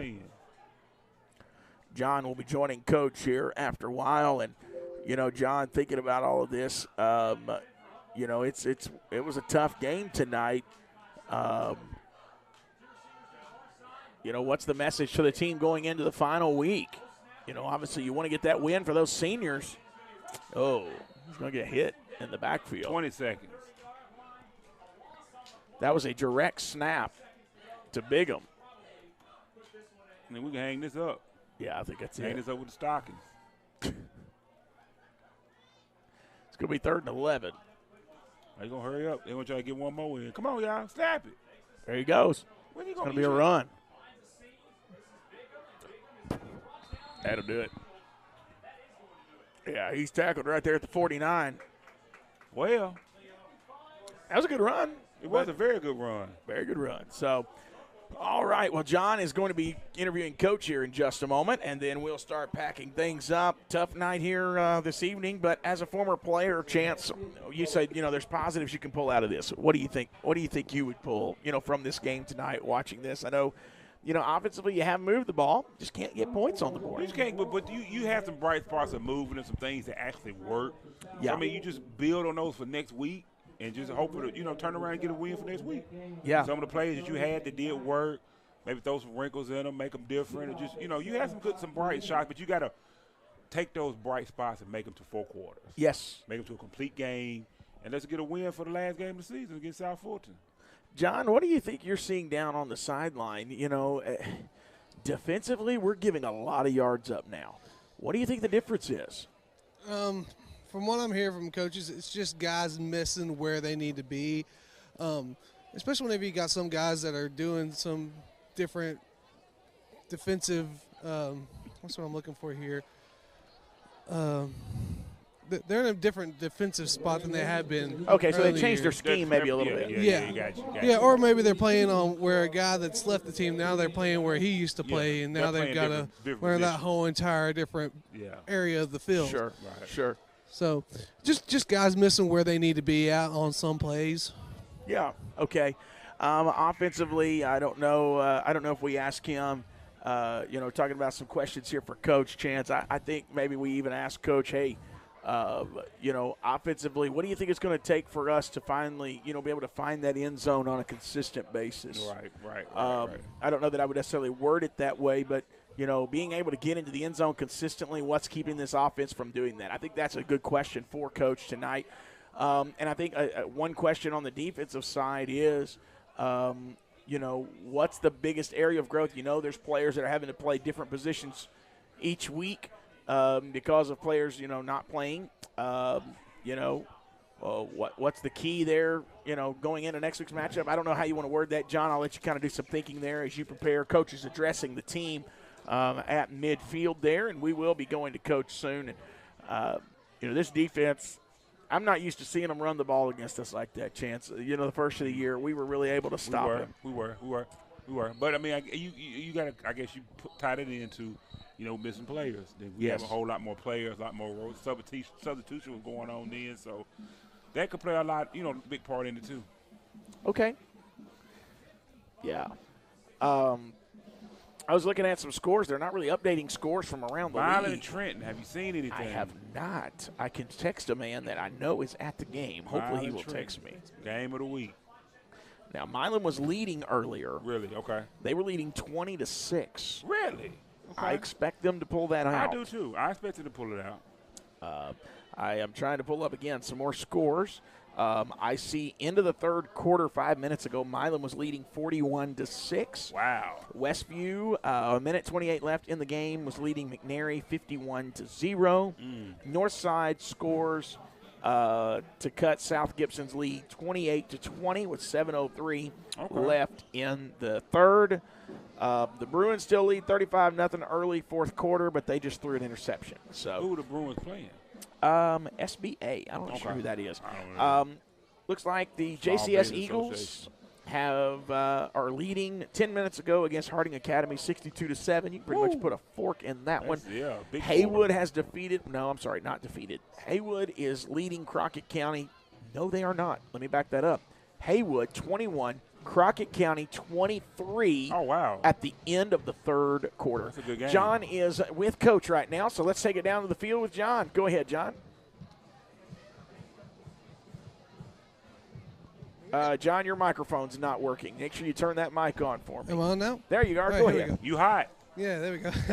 Coach, a few questions here. One thing, we're moving the ball very well in some instances. What is something that we can do more consistently to help get that ball into the end zone on this last game? I mean, just basically, we got to block it to the echo of the whistle. And, I wish I had number 7 coming back next year because he had about 10 pancakes at fullback, kick blocking the end man on line of scrimmage. So we ran the ball well. We got to be able to run through an arm tackle. We run through some arm tackles tonight, man. We probably got at least 3 more touchdowns. And last question, what are some growths that you've seen throughout this year that can help us get that win on the last game of the season against South Fulton? One positive, I always find a positive out of something. One positive is we got 18 kids showing up consistently. Those guys don't miss practice. That's right. Only 4 of them graduating. That's a positive. That's a positive. You're right. Very good positive, Coach. We're hoping to get that one win at the very end of the season. We'll see you next week at South Fulton, Coach. Thank you. That is a positive coach right there that says, I got 18 kids coming to practice every day, playing hard in these games, and only 4 of them are graduating. That's right. That's very positive. I said you can pull a positive out of loss. He know he's with them more than we are. Yes. So he knows it, but you can pull a positive out of loss. That's right. Chance, it's been fun. It's always fun. It's going to be a long trip next week. We got to go to South Fulton. South Fulton. And we'll be releasing, hopefully in the next week or so, once I can get this internet situation resolved, we will be releasing our schedule. I just don't want to promise to everybody certain games and then the internet be junk. The worst case scenario is I travel, record the games, and we air them at a certain time on Saturday. All right. That's whatever we got to do. I think the fans understand. Yes, sir. Yep. We're trying to figure it out. I know there's other people that can travel, and they get these games they get these games going and are able to stream them. We plan to do the same. We got some of the greatest equipment if we can just get the live stream internet. Yes. And so we're working on that, and I've actually got a couple of things in the works to possibly increase our stream for basketball, adding an extra camera. Okay. I talked to Coach tonight about doing a interview, that kind of thing before halftime like we're doing with Coach Pettigrew, and then after the game sitting down with him and saying, hey, here's where we are. Yep. I'm hoping to be back courtside again this year, maybe have a camera up top, but me be sitting courtside so Coach don't have to climb all those bleachers. All the stairs to get to you. That also may give me a player of the game interview each week. Cool. That would be That's awesome. Cool. So, all right, guys, thank you so much for joining us, Chance. Thank y'all. Thank you for being here with me tonight. It's always easier when you have somebody sitting next to you. We'll see. We'll beat you next week. All right. If I'll say the same. All right. We are going to be in South Fulton next week. 6:30 will be our pregame. I'll have Coach Pettigrew. We'll also have a player interview, and we'll have everything ready to roll next Friday night. All right. 6:30. God bless, folks. Have a great evening.